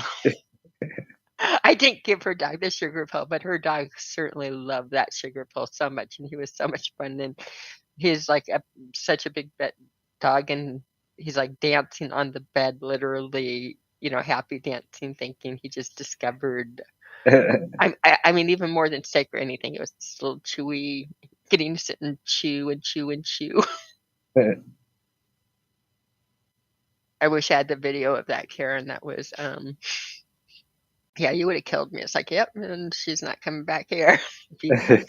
My sick dog feed him sugar, but no, he got it. It's because I was eating him in bed, and I probably dropped one. Yeah, any sticky spots after I've been there, I like candy. Everybody is so good. I need to make candy, by the way, Karen. I think Shauna's coming over on Tuesday, and we're doing a batch. I don't know if we want to make butter or try at candies. I really had some caramels that were delicious, but I've never made caramels before. I don't know if it's easy or hard, or caramel. I'm not even sure how to say it right, but they were so good. Just need some inspiration. Gummies are okay, but caramel really sounds wintry. You've been making cookies. Well, you've been making cookies. I could be making cookies, but I'm not inspired on regular cookies. We have cookies here, and I've been eating the baklava. And as good as cookies are, baklava is better. Cashew caramel soft. Angela Baby Carson, I definitely need the recipe. The same with, I think, were you going to, Angela, do you have a way to get a hold of me? You have the messenger, right? Yeah, baklava is greater than cookies, Cap. I totally capalicious. I 100% agree, 100%. Yeah, cookies are good, but baklava is so much more. It's so much more, even than your best cookie. Can we make special baklava?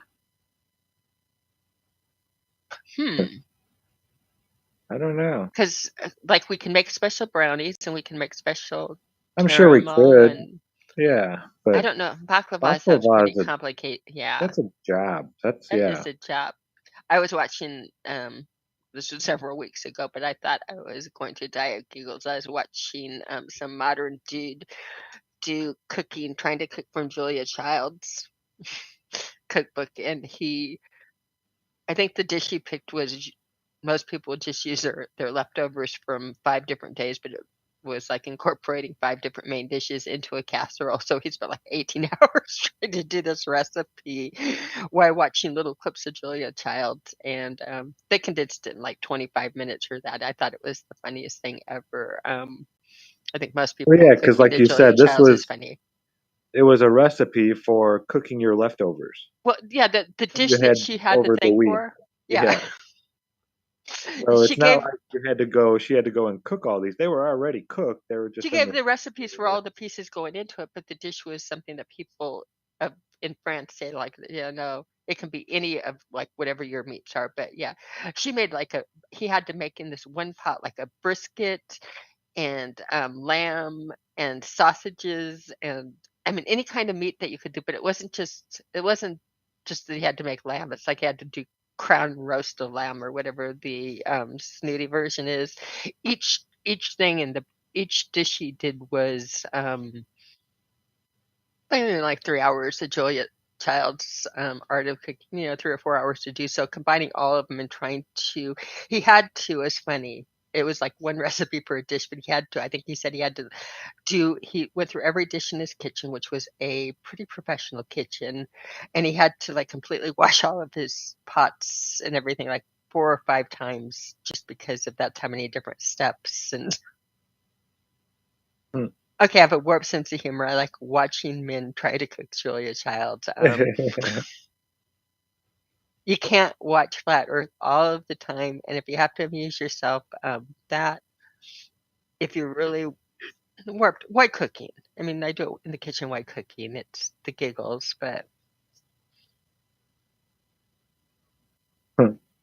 yeah, Angela, baby Carson, if y'all in Messenger, I do want a recipe for that. I think the gummy bears, if I remember right, I needed a tool or a machine or something to do. An infuser makes it a lot easier. An infuser, okay. Now, I have a friend that has an infuser. How do you get them to be the little gummy bear shapes? I mean, they have just confused. Little mold. Well, they have little silicone like mold. Little molds. Pour it into it, and then okay. So I need like pieces Jell-O. and parts. But what I'm saying is with everything going on with the roads, and I'm saying trucks backed up and that, I'm not sure if I want to put a rush order in to Amazon for gummy bear molds. And I am doing this Tuesday, so I kind of need to cook something. I do have access to an infuser. Well, I mean, you can do the gummies just in like a square dish, and you can cut them, and they'll be little gummies. That doesn't have to be in the mold. You know? Oh, they're not that one. I mean, I could see doing other things, but gummies, little stars and little wands and that. But I don't know what. I don't know. Just square at the bottom of the pan. Like that's not very cute. That's not very decorative. Yeah, but it all comes. Never mind. It all comes out the same. Yeah. Yeah, we're talking about use here and things like that. I know, and you got some girl prettiness involved. There should be some prettiness to the dish. We need function over form. I had this conversation with my son like yesterday on it, and he told me, I go, well, like it tastes good and it works fine, but it's like a mess. It doesn't look good. Well, who cares? Nobody cares when it's like, no, you're really looking at it as part of the eating experience. It does. There's some delight. If you were to have little like stars and I don't know, little magnets. I mean, little magnet gummy bears, or not gummy bears, but gummies. Yeah, something fun.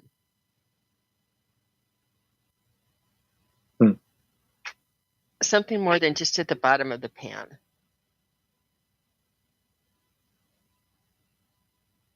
You'll figure something out. Cami, I use this recipe, a longer baking sheet with parchment paper, pour over cashews so easily. I have a longer baking sheet and I have parchment paper. I don't have cashews, but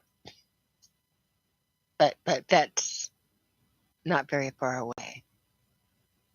Not far away at all. Now, are these special candies, Angela? Because I'm trying to make special candies. Holiday candies. Hello, Nora. Saying hi to people in chat. So I didn't know this was a thing. Carolina squat trucks. Yeah. I've seen this. It's hilarious. Times. They look broken, don't they? Yeah, the front end will just be all popped up. And the back tires are like tilted in, and it just looks like a really weird setup. Like you tried to haul a trailer with too much weight, and you fucked up your back end. Yeah, that's what it looks like. You broke all your shocks and springs and everything in the back, and the front's all it's like way jacked up. It's weird looking. But to each their own, But I guess it's now illegal in North Carolina and Virginia, and they're trying to make it illegal in South Carolina. I mean, when what you need to focus on is the road in front of you, you don't want to position yourself inside your vehicle so that all you see is the sky. Yeah, I can see that as being an issue. Bill Jess has ruined a good truck. I mean, is there like actual data though that shows that these people are getting into more rear-ending accidents or this and that and yada yada yada? I mean, I don't know. If I had a vehicle like that, I could see people being super duper extra careful as well, you know, because they have that. They're definitely not doing it for just transportation. They're making their statement or whatever. Or, you know, people are people. I think it's a great idea. I mean, no, I don't think it's a good idea. I think it's dumb. Well, I think that it's illegal. It'd be unreasonable for me to go around and ask people to wear a sticker or to put a sticker on their car that says, "I'm a dipshit." This way, they do it knowingly, and I can just avoid the dumb bitches that have their back end lowered and their front end jacked up. Oh, look, that's the guy that needs the "I'm a dipshit" sticker, but instead of putting one on there, does this instead. Why? Because they're a dipshit. I mean, there are a lot of vehicles that are out on the road that and I'm just being silly. Like, I don't want to offend anybody that does that to their vehicles. Yeah, maybe a little, but never mind. I know I don't like driving regular Jeeps out on the roads unless I'm off-road, because for some reason the angle that the hood comes in makes me think that that's like the center line or some reason, because I only use one eye. It messes with my perception. So I intentionally did not, when looking at cars one time, did not buy a Jeep, because even though it was the coolest look and I thought I looked best driving the Jeep, I didn't think the Jeep was the smartest choice, just because that little visual thing really bothered me. Now they have the stupid vehicles that we've ridden in many times, not many times, but at least I know we did at least one where it's like the motorcycles with the two wheels in front and the one in the back. That's a really dumb design. A lot of things look very different or attention getters, and they're just not practical designs if you're going to take it all out. Some I was told good drivers by can an adjust in engineer that. Do we really need laws against it all? That's the best design, according to this guy in my drafting class, this engineer that came to teach us all about this one guy. Even though we won, we had the fastest car and we had all, we blew everybody out of the water. He got best design because he had that one wheel in the back and the two in the front. Because that's how all cars are going to be in the future, this engineer told us. Oh, no. Because you can point, turn, and this and that, and you can get into places easier. And no, they're dumb. No, not in reality, not at all. They don't. I mean, even as a rider on it, you can feel the It's just not. It doesn't feel right. It doesn't feel balanced. It doesn't. I don't know. I ride on a lot of motorcycles and that, and you can tell it's just you can't lean into things correctly. You can't do motorcycle things. It's not right. It's great on paper, right? It looks great on paper, but I mean, why did we get rid of the three-wheelers? Because they were so deadly and dangerous. They just didn't realize they'd have been perfectly safe if they'd have just rode them backwards. Yeah,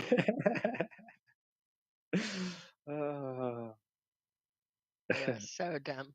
And that is, again, it's over-regulating and doing things. And then what happens is, when we have so many regulations, we have everything so regulated so people have permission to not think, because we don't need to think anymore, because there's so many regulations that if we just follow the regulations, we got this. There's no thinking required. And so I was watching a video on this yesterday too. It was the accident that changed the cruise industry, and it was back in the 80s. And so cruise ships were getting very big and very popular, and just a fabulous thing to do. And they had code on everything. You know how code is. So of course on a cruise ship you have the ceiling tiles and everything is perfect. It's all fire resistant. It doesn't catch. It doesn't burn with the thick smoke. They have even though they don't have a team of full-time firemen on board, they do have, I don't know if you know this, but crews there's a group of people on the cruise that are trained as firemen, and they have full equipment in that. So even though they have other jobs, they're fully trained as firemen and train a lot for that position. So if a fire breaks out at a cruise ship, they're extremely well trained. It's covered. It's huge. It was, thought of as the biggest thing. And the codes, like when you're building the ship, the codes entailed all of this, except for according to code, the inside of the ship was the inside and everything is the code. But if you think about cruise ships, what do they have? And what was especially popular in the 80s and even now on the ships, balconies and deep balconies. Deep balconies that have partial ceilings in them because, it could be rainy or things like that. And the people with these rooms and pay extra for the balconies, they like having, the space for a table to eat, some chairs, the whole bit. So you have these sides of the ships that are full of balconies. Well, guess what? Balconies are not inside anymore. They're outside. All of your fire regulations went away. So all of your ceiling tiles, all of your materials, all the stuff used on the outside, because there's air there and there's no danger. Why would you pay 3 times more for material out here? Because you don't need it to code. Sprinklers? No, you don't need sprinklers. You're outside. Well, yeah, you had somebody that dropped a cigarette or smoldered on a deck or whatever on it. And this fire broke out on the ship. And they're like, well, can you turn on the sprinklers? No, there's no sprinklers. The fire was on the outside of the ship, raging between the balconies where they had no sprinklers, no fire. The smoke was racing into the cabins and into the ship and making dangerous situations. But they had no equipment. All the firefighters were trained and they worked on it, but nothing was meant to do on the outside of the ship. It was all meant to reach on the inside. Nothing was equipped to do that. And they did work and they evacuated, and they said that the crew was completely professional during it, and they got people evacuated onto rafts and no life was lost in that. But the ship was totally demolished. And it was just that nobody took the common sense and said, if you're out to sea with a fire, of course, you can't, these outside areas, you don't have a way to fight them. You don't have ground to stand on to spray it. So you have to kind of treat them like inside fire hazards, or it's attached to it. And again, you're its own little island. But everybody followed the code so well, and nobody stopped and thought about it. And, when putting it together in the manufacturers for the fireproof and the not fireproof, I know that in a lot of the newer houses, those closets under the stairs have completely disappeared because people kept chemicals in that under them for so many years, paints and turpentines, that they made a code that you had to have so much fire protection and stuff to finish an area under stairs was so expensive that most people just closed them off instead of having that exposure. When in fact, common sense would say, put up a sign that says, don't store any chemicals here. It's a fire hazard. Again, you could take the easy way out, but people don't want to have to think. They want regulations on it all. Yeah, I've never been on a cruise. I don't see you ever going on a cruise, Zach. Well, maybe we'll take you on a river cruise. Zach, you're afraid of the ocean. You won't go near the ocean. You won't even go where you can see the ocean. Why does it not surprise me you've never been on a cruise? Yeah, well, I haven't been like this my whole life. I've seen the ocean a bunch of the time. Have you been in the ocean? Up to my ankles. That's there's pretty sharks. brave. There's sharks out there. There are. I can see the bear coming sometimes, unless it's right behind me or whatnot. Famous last words. But yeah, there's a shark and a bear. I'm so confused. What would you rather try to avoid, Walter, a shark or a bear? Oh, a shark for sure. You can punch a shark in the nose, right? Isn't that what I read?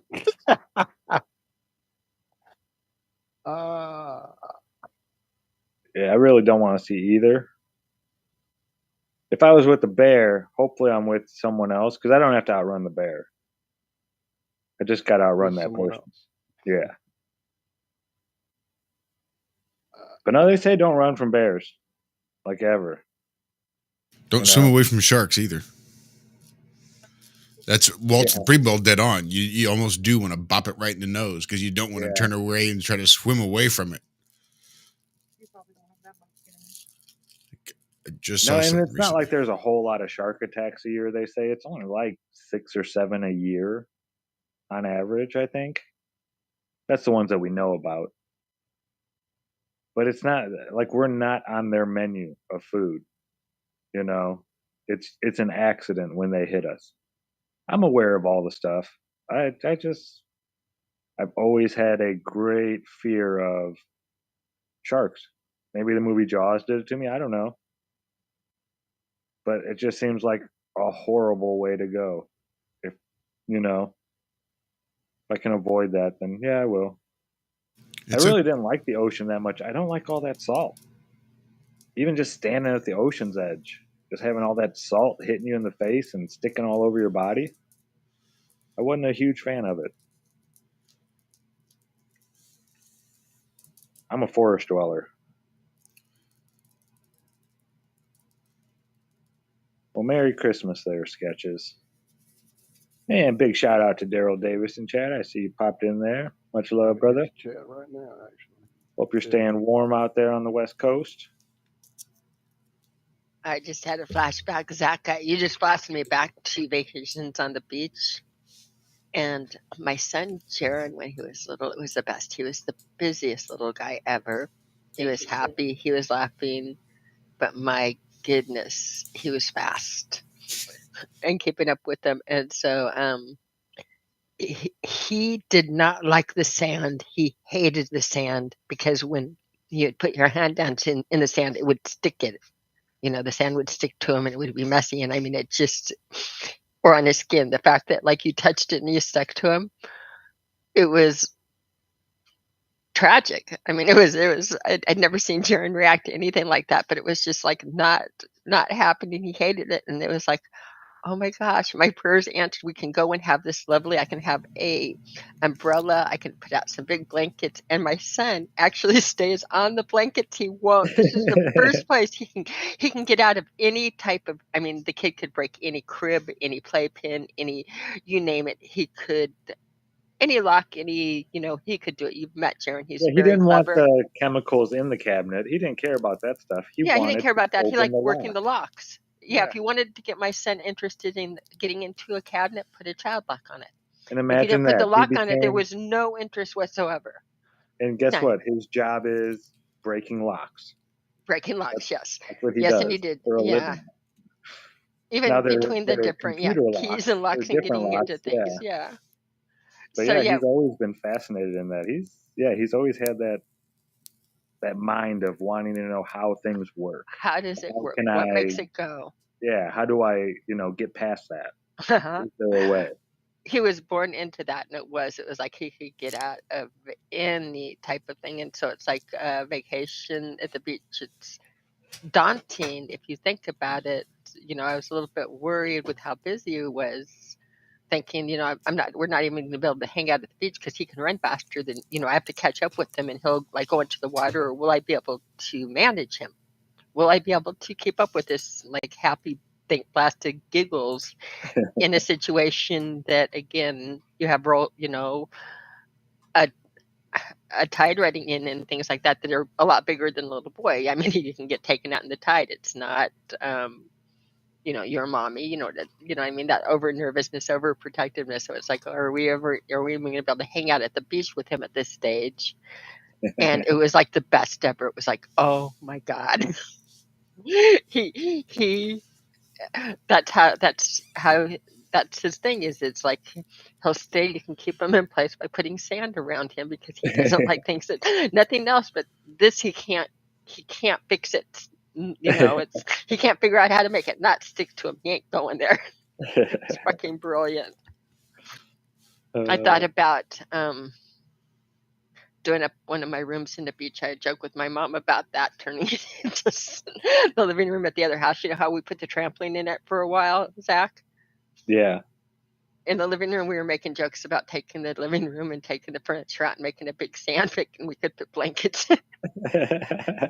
He'd stay right in the middle of the room. He was, I mean, you just had to keep your eye on him. He could like pop out of his crib, out the thing, and out through the dog door into the snow in a diaper. I mean, he was that quick. So, yeah. I feel proud he made it to adulthood unscathed, because he was challenging as a little one. He was a fast one, and so happy, and so, I mean, he was a joy, but my goodness. Too cute to stay mad at, but too fast to keep up with. So, and he turned out pretty darn good. Are you home now, Walter? I am indeed. So I wasn't sure if I was muted or not. I had to go look before I started talking to for no reason. Yes, I am home. Okay, then I can quit talking. They told me I was quiet. Oh, and loud. no. It's your turn. Don't you dare. No, there's much to be said, I'm sure, about you, and nothing to be said by me. Yeah, there's flashbacks. Struggling with cold like everybody, and I can't really complain because we've got it good compared to some out in the world, let alone right here on our own panel. It's nuts what's going on. We're at like 5 degrees now. Apparently it's going to go all the way up to 6 tonight. Dude, well, fuck. You're going outside, right? In your shorts? I'll be damn right. We were just talking about that on the way to the store a moment ago, saying, this will be the first Christmas in a few years that I'm literally not wearing shorts on Christmas Day, because I have been for the last 4 or 5 years. Well, speaking of flashbacks, we were going to wait till you came, Walter, to flashback to these. Really long email. Zachary says, Zachary Z here, or as my handle on YouTube goes, GUDTIMS for all. Good time. Oh, I get it. Good times for all. But you couldn't get good times because that was taken. So you spelled it GUDTIMS and the number 4 and then ALL. It's good. Just finished the debate and wanted to say well done in handling the whole show. You became aggressive when needed, and I was happy to see that side of you still able to keep fairly calm. Not many people seem to push your buttons, but one can only take so much of a pompous ass. Excuse my language, but a duck is a duck. It's understandable. I cannot believe any real scientist would enter a debate without doing a single experiment on the subject. Just goes to show how far science has slipped from reality. You and the second guest were great, and I have a feeling he is going to look into the subject further. That would be Brian Dunning. Now, with that said, I will get right to the point and try not to make this 5 pages long. I know you must be getting swamped these days. I have been thinking of how the force which holds us to the earth is created. While watching a video on gyroscopes, an idea came to mind. In the video, a gyroscope with a string tied to the end of it was spun clockwise. Then the string was spun around the gyroscope in a counterclockwise rotation. Once spun fast enough, it actually inverts the gyroscope, causing it to become lighter and actually lift in the air. What if there is a wheel spinning freely underneath the earth while the dome itself is spinning in the opposite direction, causing the same force which happens on the gyroscope, causing it to want to levitate?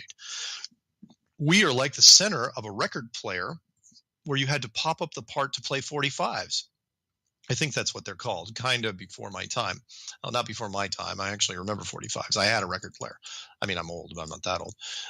That didn't spin with the rest. Put a salad bowl over that and spin it in the opposite direction, and there you go. Spun fast enough, it would invert and the want to rise and create a downward force. Still quite a few problems with the idea on how the earth wouldn't move, but I think the force felt would be created. I figure throw it out there and see what the hive mind comes up with. Again, congratulations on the debate and making the scientists look quite foolish and possibly opening the mind of another free thinker. Take care and keep up a great job spreading the good word.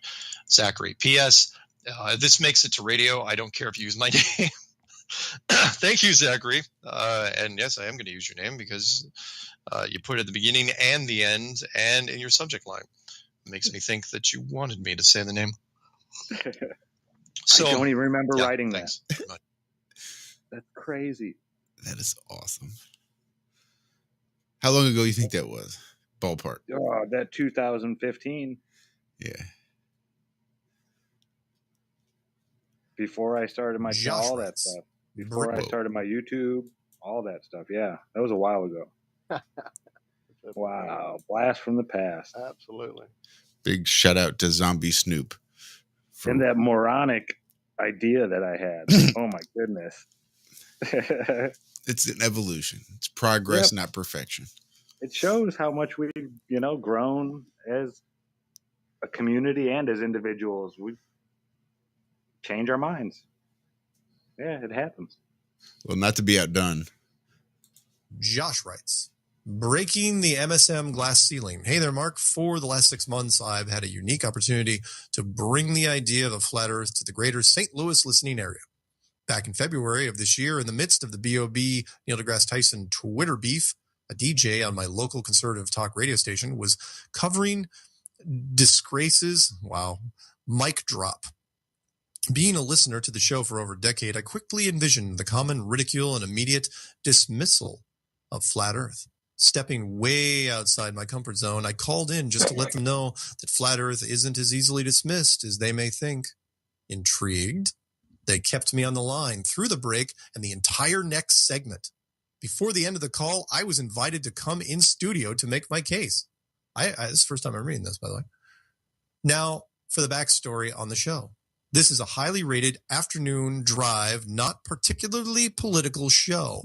A longtime weekly segment is Paranormal Tuesday. For years, Dr. Michael Lynch was their guide through all things paranormal. Last year, Dr. Lynch retired. To fill the spot, the show's producers had lined up a local ghost hunter and a local ufologist and a local time traveler. Really? Impressed, at least, by my ability to articulate my thoughts, I was asked to join the Paranormal Tuesday rotation as the local conspiracy theorist. Good for you, man. Now that I have been available to them, I average 2 Tuesdays a month. See, Flat Earth does things to people. This week, I was bestowed the honor of becoming the show's go-to guy for Paranormal Tuesday. Now I have a platform on a Fox News affiliate to slowly introduce Flat Earth into the mass consciousness. To better engage listeners, I created a Twitter account. I was soon contacted by a fellow Flat Earther and invited to start a podcast. Insert drama here. Now we have a website, evolving podcasts, and are slowly building content. Replacing Dr. Lynch on Paranormal Tuesday seemed like personal milestone type stuff, and I thought I would finally drop you an email and toot my own horn a bit and let you know that the paradigm is, all caps, shifting. With patient kindness, the global lie will be open. Thank you for your part in the Flat Earth Revolution and helping me find a soapbox of my own. Cordially, Josh Corey. Honestly, that's so great. That's really cool. I just made my night. The fact that this guy, all he did was, go on, call in about Flat Earth, ridicule be damned. And he's got his own podcast now, and that's great. And look at him now. And they asked him. Let's see here. Look at me now. Yeah. Thoroughly entertaining stuff. Yeah. Same. When did you send that one? Oh, that had to be early on because we had just met up and started doing our thing. So on Twitter. I did Paranormal Tuesdays for about 9 months, I think. Maybe. Well, I know you started working on that as we were starting things. Like we were building Iron Realm as you were doing that literally, because I remember tuning in to you on the shows because it was like the weekly thing we do in our Twitter room, trying to figure out how to build a website on his server. Literally, I mean, that's what we were doing. So yeah, big shout out to Mark Sargent and Strange World, Truth Frequency Radio, Absolutely. TFRlive.com. Absolutely. YouTube as well. I'm sure he's multi-platformed. And his lovely host, Karen B. And Yeah, if you would like to watch it here on YouTube, I know Karen B streams that. It's late for us, though. Monday or Tuesday night after our 5 a.m. show that day. And you always know if Karen's in the chat at 5 a.m. or, for our show, it's going to be a good one Tuesday night. There will be no bubblegum chewed.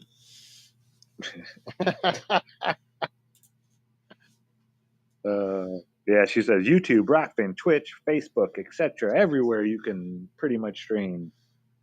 Karen B is there. Yeah, always working. I swear. I have come here to chew bubblegum and kick ass. And I'm all out of bubblegum. What? I mean, we've already hit beyond where I thought I would go in my lifetime. The rest is gravy. Every flat earther woken up, from here on out, it's just all gravy. I never thought I'd see it grow this much. Honestly, if you had asked me, even back in like 2017, when they really started censoring it, in 2017, I thought, oh man, this is going to put the kibosh on big time. But, it has its valleys and peaks and whatnot, but it's avalanching. There's no more snowballing. It's an avalanche coming down the mountain.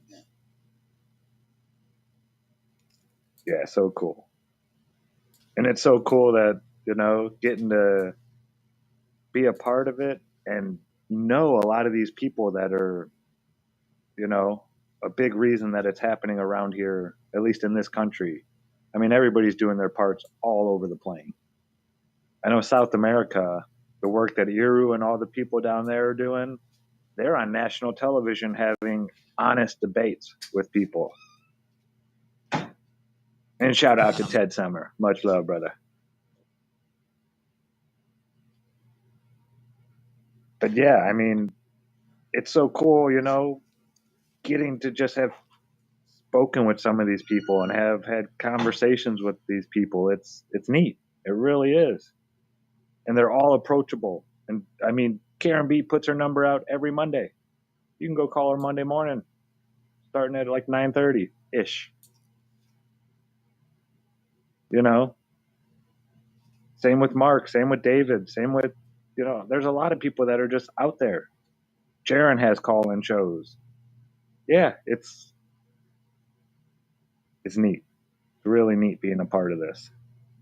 I just want to say thank you to all you out there doing everything you're doing. Absolutely. Absolutely. And I'm here so late, there's no way I'll play catch up and chat. I'll try in a minute. I finally got over there and typed a few things. I actually went and dug up. We're not going to play it because it's a fucking hour long. But it's over there in the chat for y'all to go and peruse. One of Walt's first forays out into the real world, trying to see what I actually thought I knew about anything. I can't imagine some of the idiocracy coming out of my face during that interview. But yeah, it was. This wasn't your TV show, was it? Oh, no. This was some guys reached out to me promising that they were really wanting to know some info. Because, we'd all been bitten a few times at that point when this reach out happened, had been, oh, it's going to be great. And then the interview hits wherever and it's a smear campaign. So I went into this with like, yeah, we're going to make sure this doesn't go that way kind of thing. I still I remember this jerk off being on there and he was Mr. Science Guy. I do remember a guy like that, but yeah, it seems like I remember it going well or I wouldn't put it up on the channel probably. So, but yeah, that, and then I actually think somewhere on that same, I think on that channel is from my channel there is I think Mark was on a debate that I called into, and at the same time, I believe Stanton Friedman, or maybe I'm conflating two different calls. Good Lord, there was so much going on in the early days. But yeah, all that's on my channel somewhere too. But I knew that was this one I put in is my first time to like go, okay, let's see how much I can remember about all this shit I've been looking at for the last few months. Yeah. There's Zombie Snoop in chat. We just got done playing your retrievals from the Mark Sargent Strange World vault. Yeah, Zombie was the one who actually shared those with us over on our Telegram. So thank you so much, brother. I think my first interaction with Mark would have been literally when he came on our show. I mean, he was on that debate, but I never talked to him directly. I don't believe it. But I wonder if that was a debate that Zack was listening to. How funny would that be? Oh, wouldn't that be epic? Wouldn't that be epic? Who is the guy that he said was the second debater? Something with a D, I think. I forget. Can't be that hard to figure out. You don't got to be Rose 777 to figure that shit out. I don't even remember writing the email. Right, exactly. Like as you were reading it, I was like, am I sure that this is me? And then it said Zach Z, and I was like, well, that sounds like me. There's not many Zach Z's out there. And then we said Good Time. I was like, well, I'm the only Good Times for all. What are the that odds way. there's another Good Times for All with the name Zach Yeah. Z that's not me? For real, when he told me this morning, I was sitting there questioning myself. I was like, I know I've contacted Mark, but I didn't know. I know I called him, but I don't remember writing an email. Zach Mandela affected himself. Right. Who are you? Let me talk to you a minute. Well, I still have yet to put it up, but somewhere in my archives on the computer and various hard drives, it's backed up several places, but my foray into trying to navigate the tricksy little waters that is the small hats. Mm-hmm. Yeah, and just calling into question, not trying to say one way or the other, but just trying to point out some of the convoluted information that's out there and some of the weird stuff that, probably worth looking a little deeper at, closer to from here to trouble. Big shout out Uncle Duma. What's up, Nuka Cola, dude? I was just thinking about you. Merry Christmas, love, brother. With a super chat asking anyone ever tried DMT. Yes, I know several people that have tried it. I have tried it. There you go. See, Zach himself, he's tried it a couple of times. I've tried it. Next time I do it, it'll be better. I'm going to be asking, I'm going to go in with the intent of asking a question. The first time, it wasn't super strong, but it did, I was on a path, I didn't get there, but I was on the path. And the second time, it was almost like I got there and something was stopping me from seeing anything. So next time, whenever it may be, it'll be, I want to go there. Gonna fully blast off. Yeah. Everybody says, that is really, really gone into a DMT experience. A lot of them have that same recollection of what it looks like and the beings there and this and that. And I would like to see that. Now the journey is a bit frightening, I must say. Don't have Rick and Morty playing in the background. Word of advice. Yeah, it's a trip. I got to say, it really is. It's intense. And maybe if Ace is your guide, get a guide for your guide. Yeah. Don't have people asking you about God and stuff like that when you're right in the middle of it. No, but last time was really weird because I thought I got stuck in a loop. Like I heard the same phrase. I heard Ace talk, and then I heard Morty's mom say something. And then I heard Ace talk and say the exact same thing, and Morty's mom say the exact same thing. And this happened like 3 or 4 times. And I was like, oh shit, am I stuck here? That thought entered my head. It is, it's weird. It's like nothing else I've ever done. Salvia was probably the closest thing to it, and that's still not comparable in my eyes. Salvia is much more relaxing, and you just kind of float away, where this one is you're rushed away on the greatest roller coaster ever invented, the wildest, craziest one. That's how I see it. What about you, Cami? Well, I'm looking. It looks like a man thing because Cap was saying that like he was 17 and a bunch of friends were doing it to South Park, watching South Park, and you were doing it to South Park. I'll say the same with mushrooms and DMT. I am not inside. There are no electronics, and I think and play and try to lighten myself before going into it. It was fabulous. I asked questions. I wanted some questions answered, and I wanted to see some things. I made a tray of rocks that we had picked and polished and that, and they literally lit up, glowed, and there were different sounds coming as they were vibrating in different colors. And I was like in tears watching. I literally watched the rocks cry out and sing. And it was so beautiful. And then looking into the forest, you could see all of the connections of the trees with each other and reaching over into, you could feel the energy of everything connecting and around, and the different sounds and whooshings, and everything came to life and was so incredibly beautiful. I didn't have machine people at all. I had life. I got to see things go, and then I had a weird thing where then after a while, or I think on another hit, and maybe I shouldn't have done another hit, but I wanted to be in water. So I'm like, I run inside and I fill the bathtub and I'm playing with the water in the waves. And then as I'm letting out the water, I remember thinking that, oh, look, I'm melting and I'm going down the drain. And I was like, it was again surreal where you're like looking and you're fading away. And it's like, am I going to go down the drain? Or, again, just a weird, should I be scared or not scared? And then I remember hearing like on Silent Lucidity,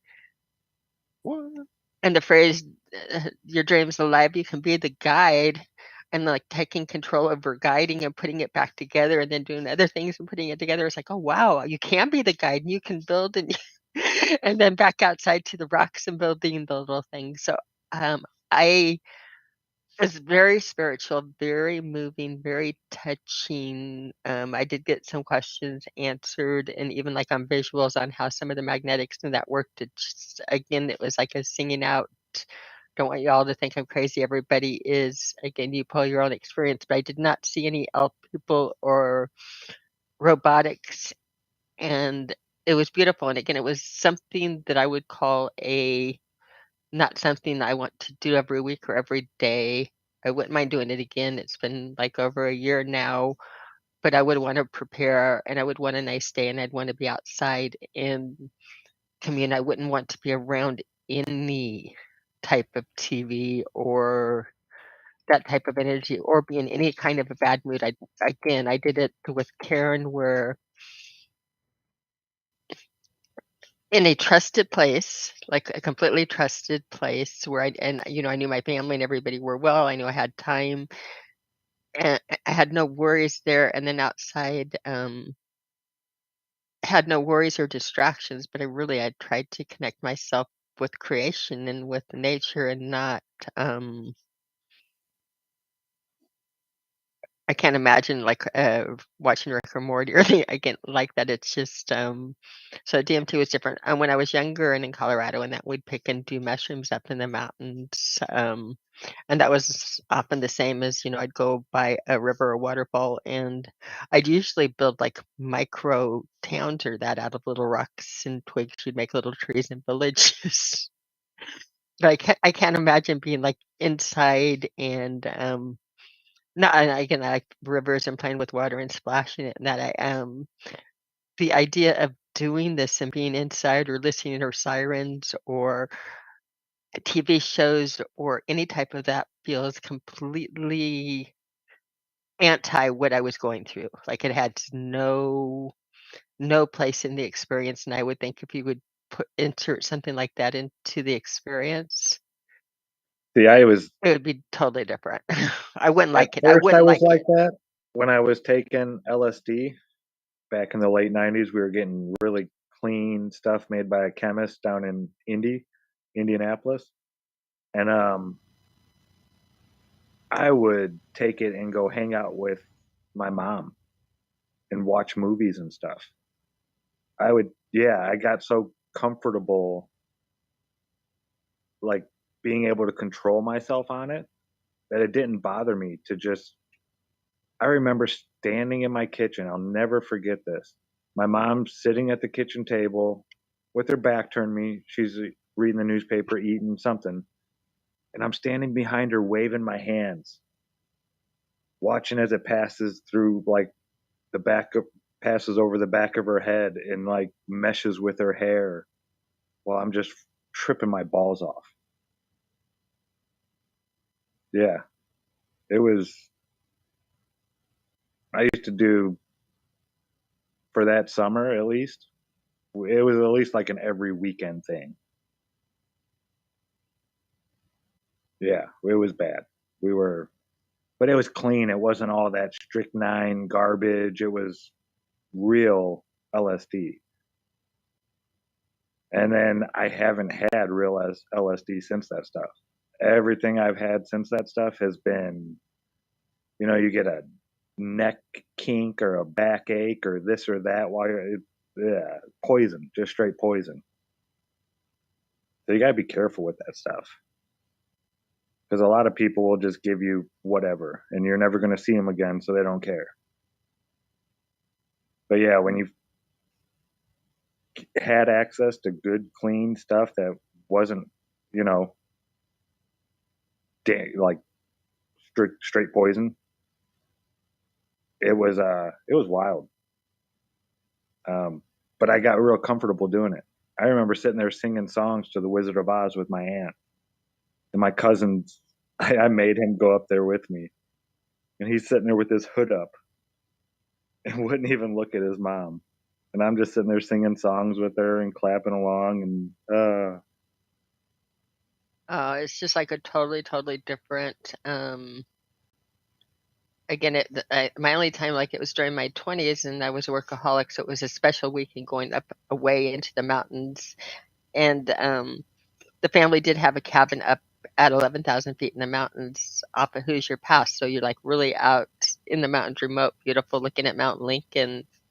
So I had a getaway, but I mean, I just wouldn't want to even think about mixing the experience of mushrooms. And again, the mushrooms we picked on Spinny Mountain while fishing, and that it just felt organic. It didn't feel the same as like an LSD or it was just a whole different. Again, I can't imagine doing them in the city and I wouldn't want to. That would take all the fun. It's like having it where you don't have the worries. You can do this and you can enjoy the nature and really, we used to go to the movies a lot. No, not inside. You can't be inside. I can't. Yeah, I could not. I would never want to and be inside. Man, that was crazy. I saw Fear and Loathing in Las Vegas Oh in the God! theaters Why on would you want to mushrooms. do that? We each ate an eighth of mushrooms right before we walked in, and we took, I think, 5 hits, like an And Fear hour and Loathing in before Las 3 Vegas. hours. Okay, this is my opposite trip. So yeah, mushrooms for me and mushrooms for Zack. I can tell you, they are not. I did exactly 1 gram increments, measured, grounded, and perfectly prepared from loving mushrooms that we picked and tried it out. No, Zack, we had different experiences. And then once I thought about having children, I like even doing that. I quit for like years going up to it, and then once I had children, until like Jaron was 15, I didn't want to ever risk doing it, or 15 or 16. I didn't ever want to do it because I didn't want to be out of, you always feel like you're responsible for a child and da da da da da, and you just don't want to be out of touch. What if something happens and I have to go to the hospital, or what if? So there's a mommy thing saying not wanting to do it, and then finally when he was like old enough and that, and I'm over with some friends, it was like you can relax enough, and he's a big boy. You've landed him good, and it's okay. You can relax and enjoy, but that's going out in nature. It's not going. It's like a pleasure allowed. It's a whole different thing. To land in both those worlds, it was always, when it started, it was the first time was me and my cousin. We were sharing our trailer that we shared and worked the same week on and off, and it was our week off, and I had gotten it from a friend from high school that I had gone back, this was years after high school, but I'd gone back home to pick up another cousin's vehicle for her and drive it back to where we were living, and had gotten it then. And I kept telling him I had it, and he didn't believe me, and so I'm like, well, they prepared me, they told me when I should take it, what time of day, how long it would last, all these things. It was some old school blotter paper. And it was the weekend that Metallica's Master of Puppets album came out. And I had gotten that cassette in Shreveport. and brought that on the trip with me back home. So I'd already listened to it a few times and was just blown away. And I don't believe we had heard the news of Cliff Burton passing yet. No, because it was that tour. And so it was still great times from Metallica. And I was so excited to dig into the lyrics that I could hardly read because they were so tiny on the little cassette fold-in paper. So I dropped my piece. He dropped his piece. He was like, "This is not nothing." I'm like, "Okay, we'll see in an hour." So as the hour progresses, I'm trying to read these words that have slowly turned into ants and are crawling off the paper. And I look up to him to make sure if he's feeling anything yet. And he's holding a bottle of lotion over the sink and watching the drops fall out of the bottle. I'm like, yeah, he apparently is feeling a little something there. And so we just went through the night having quite a lot of experiences. Musical, going outside to the pastures that we had right next to where we lived as it began to get dark and watching the sun set. Then the stars became the show for a few hours. And then we fucked up and decided to venture into town and learned that you don't really want to do that, horrible feeling. So I was right there with you on that first one, Cami. But then as experiences progressed, because of necessity, perhaps being in college, hanging out with a certain group of folks that were very into going to concerts and enjoying a little psychonauting. In fact, we saw Queensryche for the Empire Tour. Saw them do Silent Lucidity twice live, New Orleans and in Jackson. Both times on some seriously heavy duty. Someone we knew made it beautifully dropped onto some sugar cube that was almost fully red. And it was amazing. The show was amazing. The concert was amazing. The experience with those people I was with, was amazing. So that kind of changed the idea of being out in public and dealing with the public in that frame of mind for me. We would go to the art museum. We would go to Pink Floyd laser shows. We would have some interesting public experiences.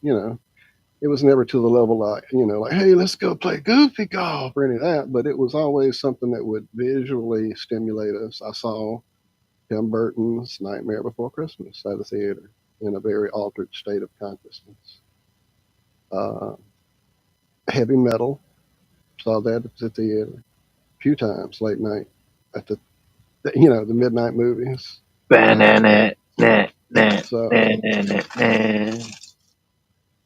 yeah, I'm on both sides. I can see, I'm all about the nature and wanting to be there and going to the bayou side, and we've done that many times. But I don't mind a little Pink Floyd's The Wall every now and again, or watching a good comedy performance.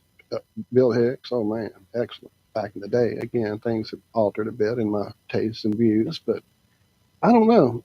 I've had the offer, the chance, I guess, if you dabble chemically lately, not lately, but within the last couple of years, and just really wanted to go there again. If going to go anywhere again, it'll be more organically derived, either psilocybin or Yes, and may I recommend in Karen's Forest? Right. That's what I'm saying. Something natural in a natural setting. So I don't know if I'm ready for the Pink Floyd laser show at this age right now. Might be a little overstimulated.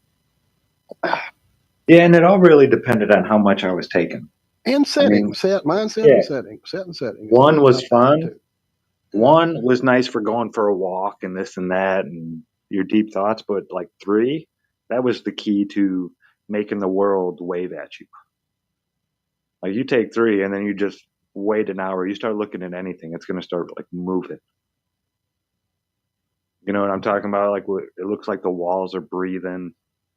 The ground everything looks different. Like you can see everything. I think it's because your pupils, your apertures get so big that you're taking in all this extra light. And yeah, you're like forcing yourself to see more.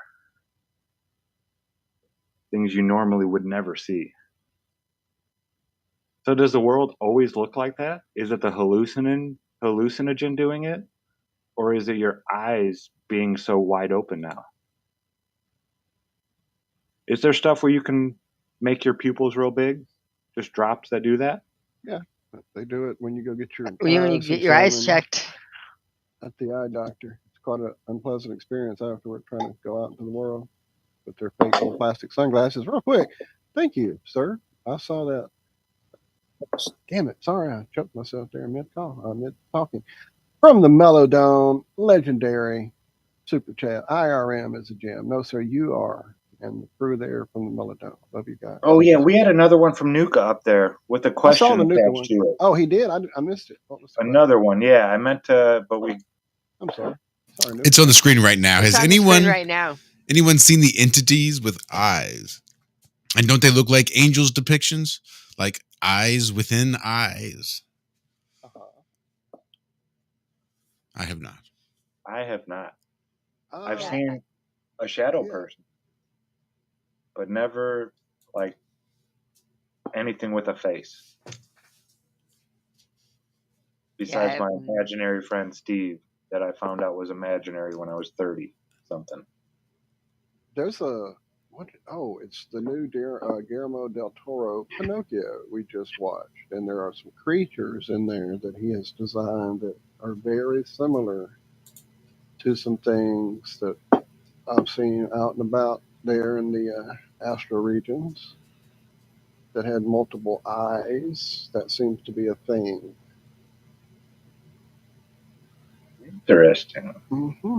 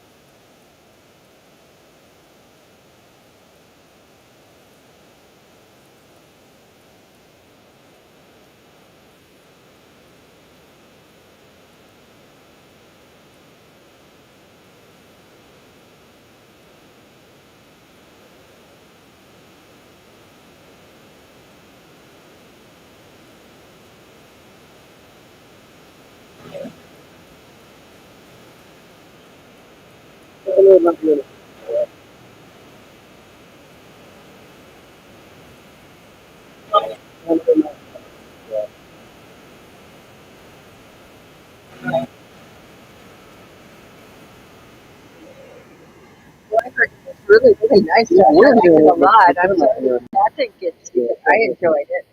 Really? And see, how in the fuck can you hear it and I hear it, but they don't hear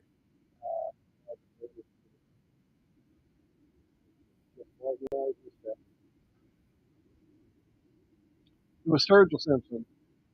It's Turtles all the way garbage. down. It's a great song. Yeah, really pretty song. Oh, show.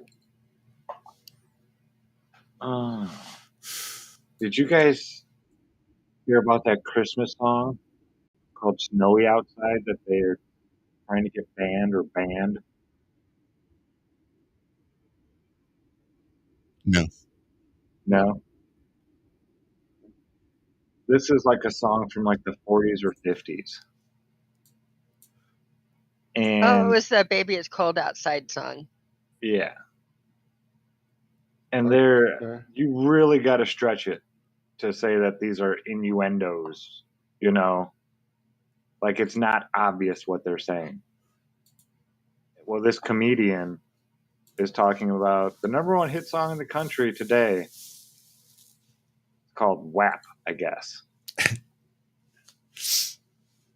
And he points out the lyrics to this song compared to the lyrics of this Christmas carol that they're all trying to get banned, and saying, has America become fully retarded? Pretty much. I think are his words. It's like 2 minutes. You guys want to? Yeah, it's funny. I think you should do it. It's pretty funny. Jump into. Who knows if it'll work though? You want me to do it on my side? If you want, I was going to jump in and share it, but you got it. Go. I thought just Josh has got too much going on. That's why he's having this problem. I'm sure. You just don't have the bandwidth to carry all of it.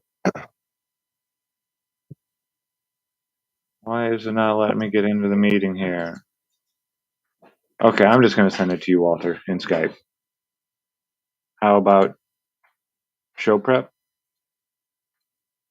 Or yeah, that's fine. I guess. Because this I computer isn't set up to get into the yeah, Zoom. I'll get it on yet, Skype. so Hang I'll, on, I gotta open yeah, Skype. something I need to remedy. But yeah, it's crazy. He reads the lyrics, yeah, and he bleeps out a lot of the stuff that's in the number one song in the country right now. That's not offensive, I guess. But "Snowy Outside" is just so horrible, and it Saying the needs to be same, yeah. removed so our children don't hear it. Yeah, the same group of people that are trying to get this banned are the same people making this song number one, is what the irony is in this. All right, hang on. I think it's all starting to fall I into would place. need This some is power. a relatively I would old need story, some as I recall. Sorry, Will. Power there, sir. You will have the power. All right, and booyah. Big shout out to Mike LaBrash, THC, What's Truthers up, Hour of THC? Comedy. What's up, brother? Much love, Mike. I cannot tell you how many compliments I got on my slippers whilst I was in the hospital. That's a lie. It was one, but it was much appreciated. That's awesome. Are you hearing it? I am. It's very quiet, it seems like. It is. It's as loud as it'll go. Because people were outraged that it suggested male sexual aggression, and there were radio stations across the country. Are you all on chat hearing that? It was canceled, along with everything else. Yet the number one song in this nation for over 2 months, and the winner of the Grammy Award for Best Hip Hop Song, was Wet Ass Pussy. I'm not making this up. I'm not making that up. I said, God, Google it. I'm not making this shit up. Let's compare and contrast the lyrics of these two songs, shall we?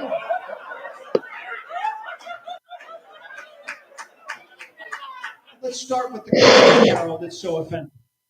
I really can't stay, baby, it's cold outside. I gotta go away, baby, it's cold outside. This evening has been so very nice. Yeah, you fucking with some wet ass pussy. Bring a bucket and a mop for this Oh wet my ass God, pussy. help me. Beat it up, N-word. Catch a charge, extra large, extra hard. Put this pussy right in your face, swipe your nose like a credit card. My mother will start to worry. My father will be pacing the floor. Listen to that fireplace roar. Well, maybe just half a drink more. Gobble me up, swallow me, drip down the side of me. Quick, jump out before you come inside of me. Talk your shit, bite your lip. Ask for a car while you ride that dick.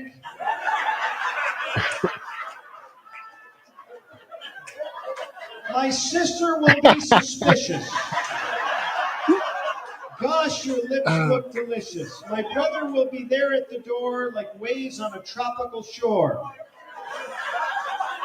I don't want to spit, I want to gulp. I want to gag, I want to choke. I want you to touch that dangly thing that's swinging the back of my throat. That's my case. We've lost our minds. Yeah. Officially retarded.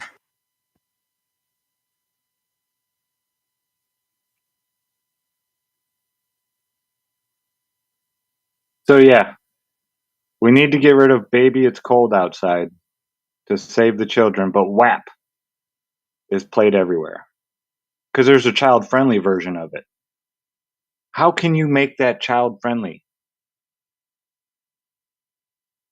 What? Do you just not say the words and just play the music? I mean, how else would you make that song child-friendly? But yeah, "Baby It's Cold Outside," that's bad. Any Christmas carol, we're gonna get rid of all of them eventually. We got to try and start picking away at the ones we can.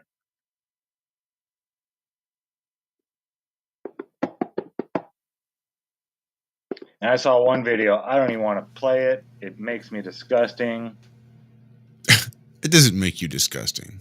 Well, You're not things that I want to disgusting, Zack. Don't do. let that video tell you that.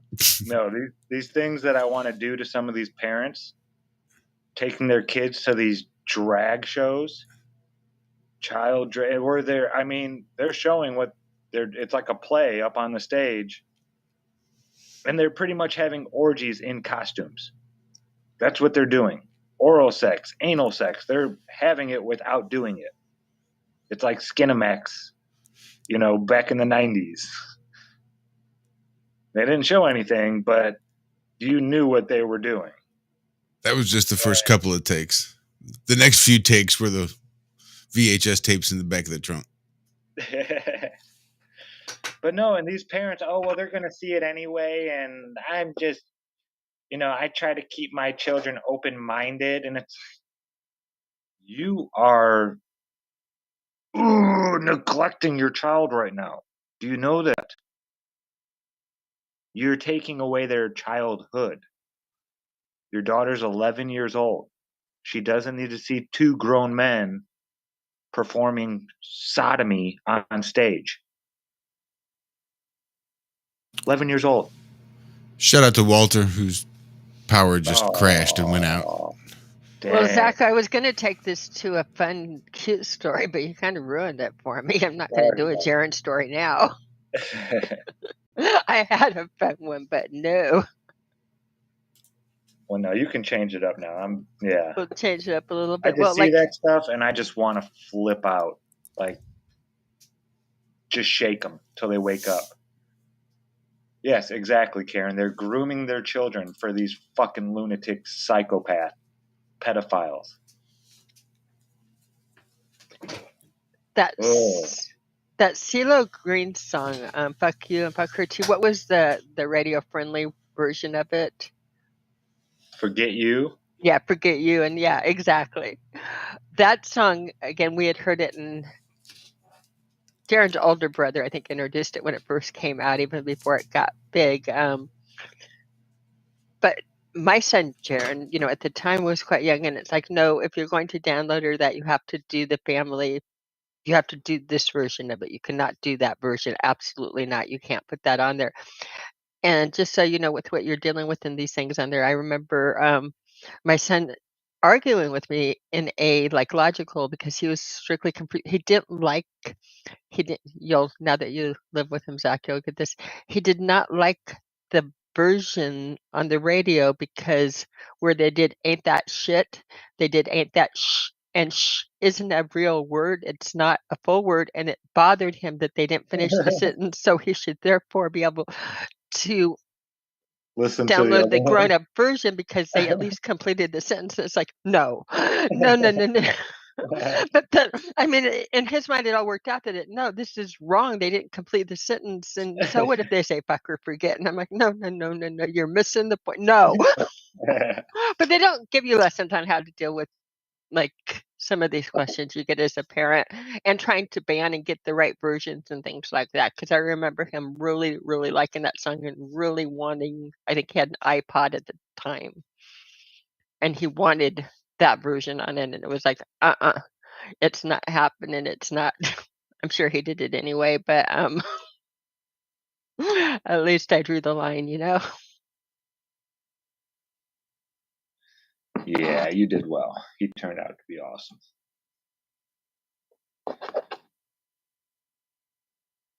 Well, that sucks. Walter doesn't have no power. Oh, Walter just lost power? Yeah. Oh, suck. A lot of people are. Does that mean it's time to end the show? You know what? It's probably getting that way. It's close. We probably going to fall a little shy of the 3-hour mark. But just because I was a little late getting started. You can all share this with someone then. Because I know a lot of people see 3 hours and they're like, no, I'm not watching that.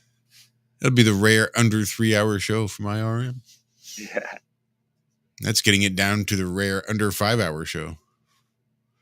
See? Just like my cigarettes, we can wean ourselves off. Or down, at least. Yeah, and Jana gets it. She's in the chat saying, "Ain't that some shit?" Ain't that She some knows. shit? She's not my son. She's like, you can't say, "Ain't that some sh?" It just doesn't make sense. Ain't that some ish? It's not a logical sentence. It's like, "Ain't that some sh?" What does that mean? Ain't that some be quiet? Shut your mouth. Hey, I'm just talking about Dirty Frank. That's all you Pearl Jammers out there that know who Dirty Frank is. that.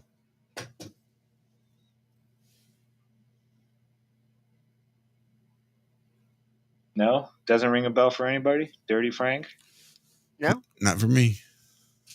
Oh, great bass riff in that one. It wasn't on any of their albums. It was one of their lost dogs. They'd play it over in Europe, stuff like that, only live. And then they put it on a Christmas single one year. Yeah, Dirty Frank is one bad mother. Shut your mouth. Hey, I'm just talking about Dirty Frank. Little play on Shaft there. Yeah. Am I playing Fortnite tonight? I don't know, FE Nation. I see Nemo in chat. Maybe Walt can. No, never mind. We played a little bit this morning, just in hopes that we can keep our mind off of how cold it is in our houses, respectively. Yeah, Jaron said he saw you on. He's like, Josh was on. Don't usually see him on during the day, early during the day like that. Yeah, cold day. Cold day. Fucking cold day.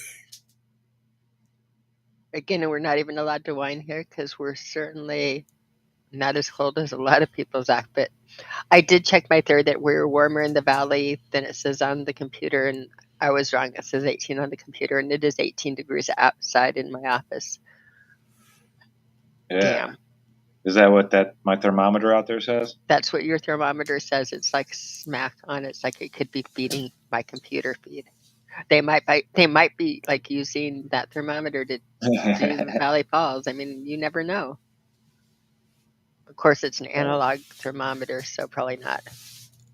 Yeah, that's a neat thermometer. That one cost me like $60, I think. Well, because it has the hygrometer on it as well. Tells you humidity. I take it because it goes down that low on the dial. It's okay for it to be outside. Yeah, it's good Yeah. to negative 40, I'm pretty sure. Yeah. Yeah. I'd hate to break another one of your thermometers, Zach. I really would. I still haven't gotten you a replacement for the first one I took out. That's all right. And for anybody that wants to watch me take out and smash Zach's thermometer that was a gift from his mother, one of those little floaty Galileo thermometers, if you want to see me explode it all over, go to Ariel Truthseeker and see day 2 of Flattoberfest. Yeah, that stuff smells so bad, that paraffin oil. Smells so bad.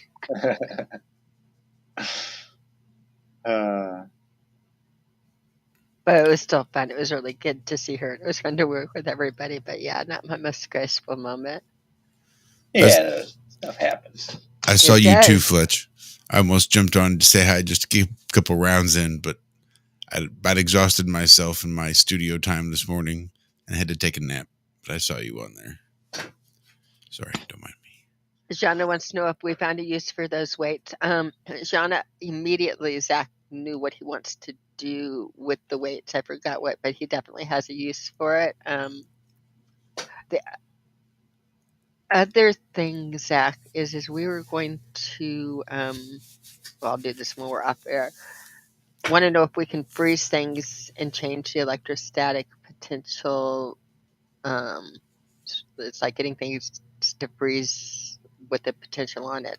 I'm trying to think how we can do that. I think it's kind of all interacted, like together. I don't know though. I'm gonna have to look into that more about the electric potential of things when they freeze, because usually the hotter it is, the more electric potential. You know. Right. I'm curious too. When we were doing some different lattice things, I'm curious if we can affect. I'll have to see what were we talking about, Karen? What did you send me that had something neat on it? But I was doing salt, so we could even do room temperature. It's after doing that. I want to recrystallize salt in a different electrostatic field and see what happens and Oh, see. cool. Yeah. Because we're looking at some things that under nature, I'd have to show you this video. But with nature, it tells you the difference between gourmet salts and table salt. And the gourmet salt is the stuff that's collected from the very top of water that's got a whole different crystallization structure to it. They look like little hollow pyramids almost. And I was wondering if we could affect some crystal layouts by playing with your equipment along with other things. I bet we could. I bet we could. That's a fun day, Karen. If you want to come over for a fun laboratory day over here, one of these cold days. We So could make some more bismuth crystals too. That's another good cold weather. No, we need warmer weather for that. That's right. Never mind. I was working on that moon video about telling using the moon as a compass. And it's not always the same, according to Stellarium. It does undulate a little bit and will be off a little bit depending on what time of year it is. And the way I was seeing it, its altitude, its zenith point, the highest point that it goes in the sky, wasn't directly south in February. It was like southwest, and that makes no sense to me. I'm going to show you some Chinese stuff with 2 focal points, some maps that have got a double focal point after the show, and see if that will. But usually, it's always perspective. As something's passing over your head, the highest point is when it's directly over your head, and you would think that would be at south when you're looking directly south.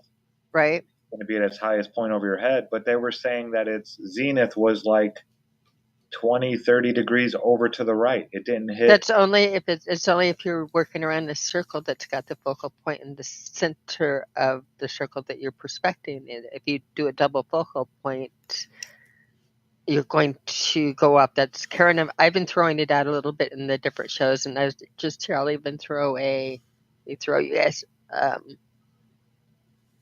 What did I even send?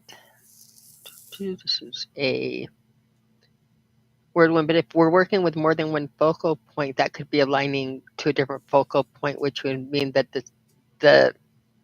it means the furthest south on that one or the furthest thing. It would throw it off a little bit. I tried throwing that out a few years ago, even with somebody else. It's confusing people when I did it, so I held off doing it to try to make some other things we were talking about cleaner, because again, with declination, when we're having confusion with that, I don't want to do over confusion. But here.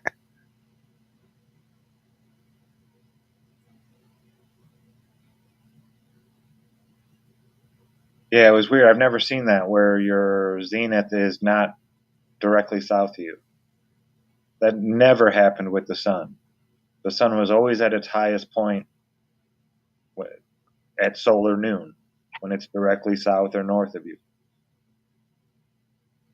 And the moon, they're saying, doesn't do that, which just boggles my mind even more now. I'm like, it made me want to pull my camera out and start collecting data again.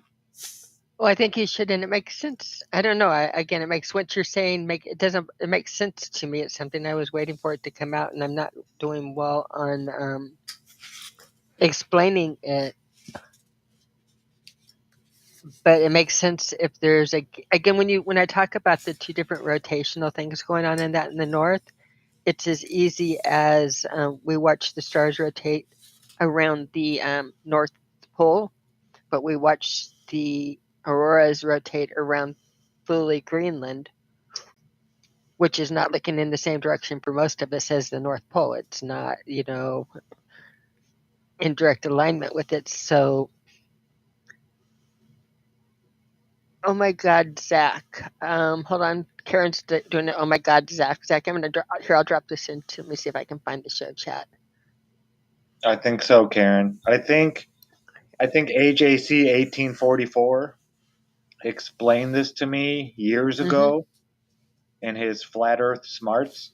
Everybody, if you want to learn about the sky and like using a planisphere, things like that, AJC 1844, all one word, AJAYCEE 1844, or you could just put in Flat Earth Smarts. I think he did 14 of them, maybe 15 or 16, but all of them are great. And the one about the sun and moon, I think, is number 12. But I had hour-long conversations with this gentleman about this, and I just didn't get it. It wasn't clicking in my head how important this was, because I was so focused on the sun at the time. But he did say, like, the moon doesn't cover the same path as the sun. No, it doesn't. I'm going to, where is chat?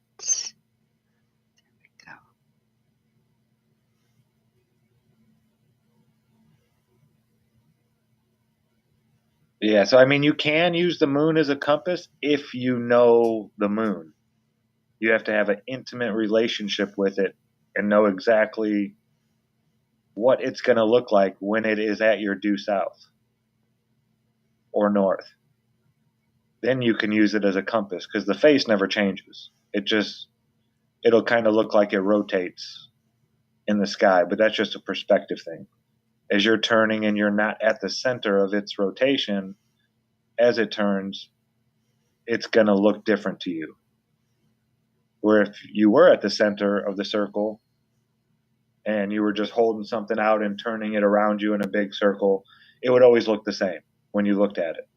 But now if you take 2 steps forward, but its center point is still 2 steps behind you, it's going to now look different as it's passing by. It'll only look like it does at the center when it's directly south of you and you're both lined up with it, if that makes any sense.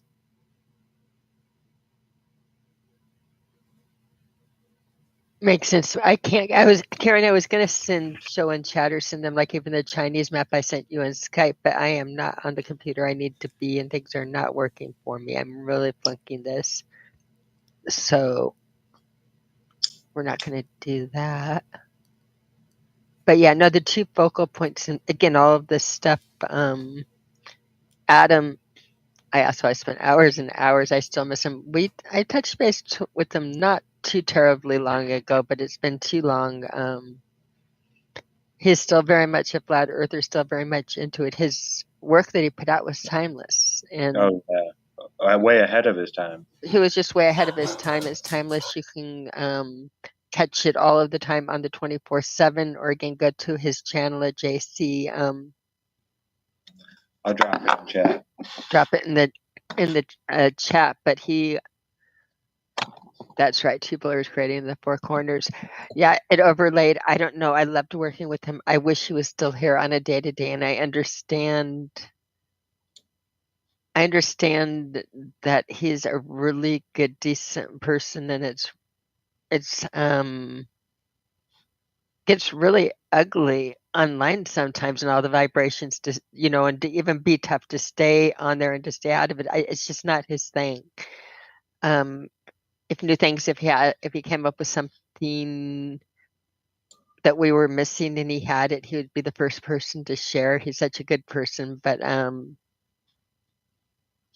he put the work out there, and I don't think other than like a community type of being part of a party, I think it's just not his thing, so he's quiet. But he's somebody I could talk hours, days, and weeks. His mind is fabulous and laying it out. I miss him. And it's back to the basics. I don't remember him doing the 2 focal points, but I remember talking to him about 2 focal points and the possibilities. We drop in, but when you're doing a lot of different things, you reduce things that complicate it. Sometimes just until you get there.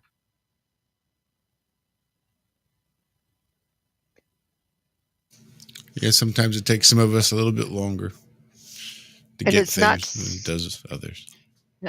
it's not so hard. The one thing that I think that, like, when people are working on the model and doing the A.E. Gleason's map and everything, the one mistake that I think that we make is the fact that we like look at it, this one circle, and we feel like everything has to be on that one circle that centers in the middle, and every single function has to function. You know that there can't be multiple focal points, that the lines might change on the south of the equator and might not look the same as, to the north. Again, these longitude, latitude, and the way that we see our skies, if the skies are described at all, even remotely, like they are in every single myth, every single religion, every single book, they're described with having, you have some different things going on. They're described with having mirror-like qualities, rainbow-like qualities. We know that we have a magnetic field, and we know we live on an electromagnetic realm. We know that we're electromagnetic beings. Our heart beats the way we flex our muscles and that. And we know, again, that we're a function of this realm, but we also looking at the magnetic boundaries in that. Magnetics are famous for causing optical effects. I mean, it's something that we can scale down, something we can test, something we can look at and do, and you can see the Faraday effect, again, is an electromagnetic effect. Other ones are things like magnetic mirroring. So again, you have materials made out of mirroring, you have magnetics that cause mirrorings, you have magnetics that can cause circling, you can have magnetics causing rotation. Again, the tools, the pieces that we're working with have, when we talk about refraction, when we talk about, again, so many of these effects, they're nothing but optical, the way that our eyes perceive what is happening. Like, again, you put an arrow through a glass of water and the arrow changes direction. We've all seen it. It's like magic. People that have seen me play with the polarized filters, it's like magic sometimes, but it's not. It's your eyes, the function of your eyes, acting with the function of, again, the field or the electromagnetic field that we know that is there, and we know it causes optical effects. So the sky, we know that we're working with mirrors, rotations, and optical illusions. We know it's a consistent and that it works like a clock, but any watchmaker will tell you that you can't make a watch with just one little wheel. You have all of the little wheels, different size wheels, different. The spirograph was made with the different size wheels to be able to mimic time, and that you can't make it work with the sundial. Same name of little. When you put those little gears on them in the rotations, you need an odd number here, an even number there. You can't make the days of the moon mesh with the days of the sun and mesh with everything if you put it on a single wheel and try to draw the lines out that way. But nobody said you had to. That's why when you make watches, you have multiple wheels on them. No, but the different gears. No, but in other words, we're trying to do something this way, but that's not what it looks like in reality. And who said we had to? Why did we impose this wheel or this rule on ourselves? So again, when looking at the skies, remember, kaleidoscope skies in some way or fashion, we know that it's repetitive, that you can measure it, and it's predictable in the whole bit. But we also know that it might not be, again, if you have mirrors and things like that, and if you have a mirrored skies or kaleidoscope skies, your pattern, if you have a kaleidoscope, you get the same pattern every time, you get the same feel. You can reproduce it if you turn it at the same rate, but it doesn't matter. It doesn't mean that what you're seeing is exactly what is up there. And in fact, I can guarantee you with a magnetic field, with things that make the optical effects with magnetic fields is cold. The colder they get, the stronger they get, the more the optical things come in there. So among other things, again, where it gets cold up there, you can guarantee you that what exactly you're seeing, just like, again, looking through that arrow on the water glass or whatever, you can almost guarantee that it can be repeatable and predictable, but things are not exactly what or where they appear to be. That's about the only thing I can guarantee you with all the pieces working up there. that it's not you can draw a straight line from you and put it on Euclidean geometry and do it that way. I can look at all of the optical effects you're looking with by just having the pieces that you're working with and guarantee you that that's not your correct answer. You might be able to draw up an answer to it, but it's not your correct answer, if that makes sense. That is, I like that statement that you can have an answer that equals exactly what it is, but you can guarantee through common sense it's not. Just like, again, redshift, when they measure everything by redshift.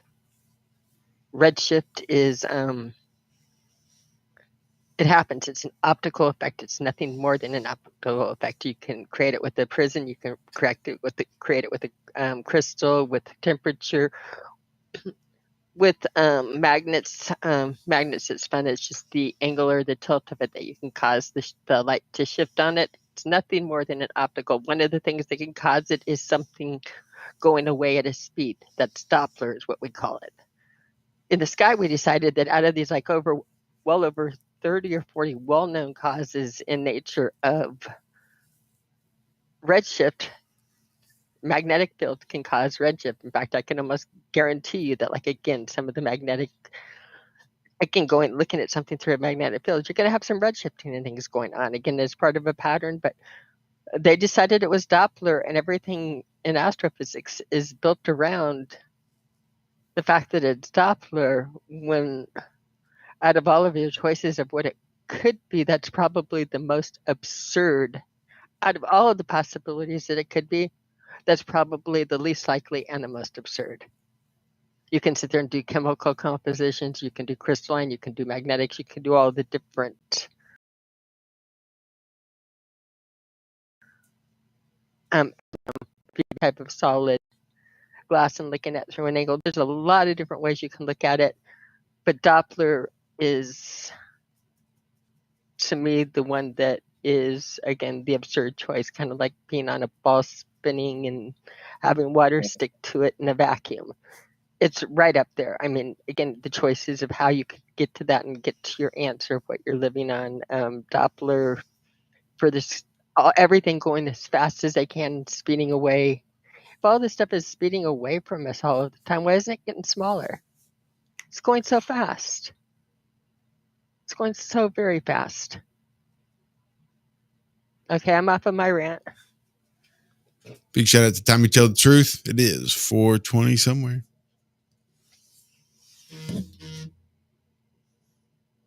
But it ain't here. I believe it is time for us to wrap this bitch up.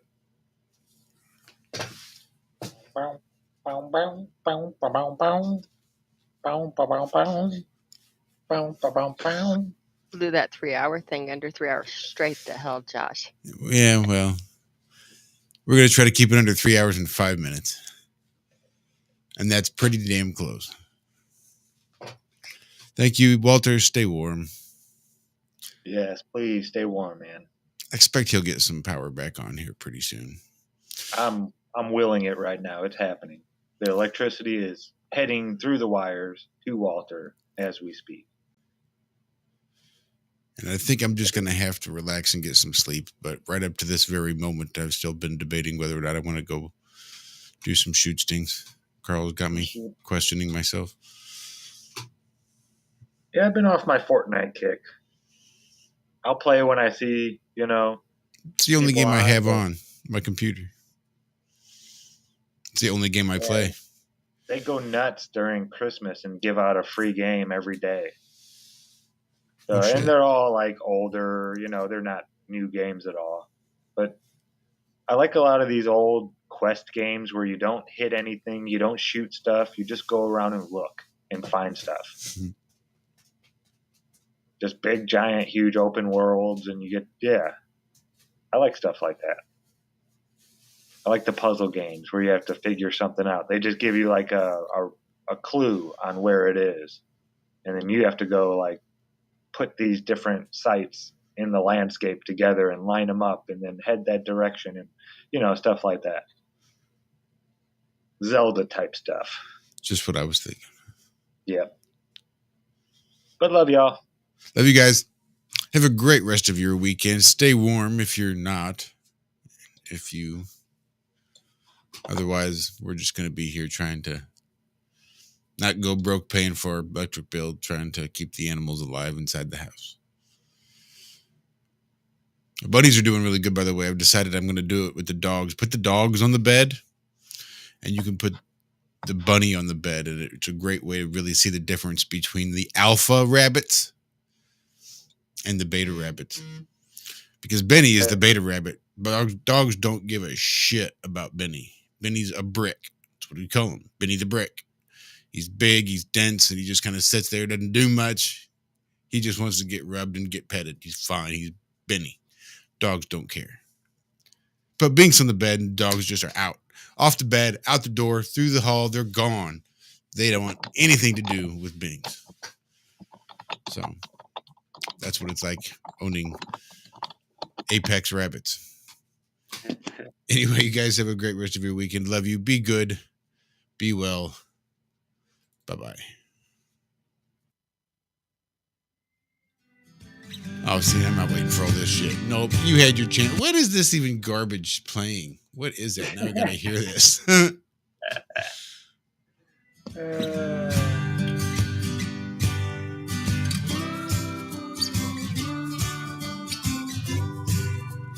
All right, no, maybe I can get into it at some point. Ain't tonight, but it does have a familiarity to it. Love you guys.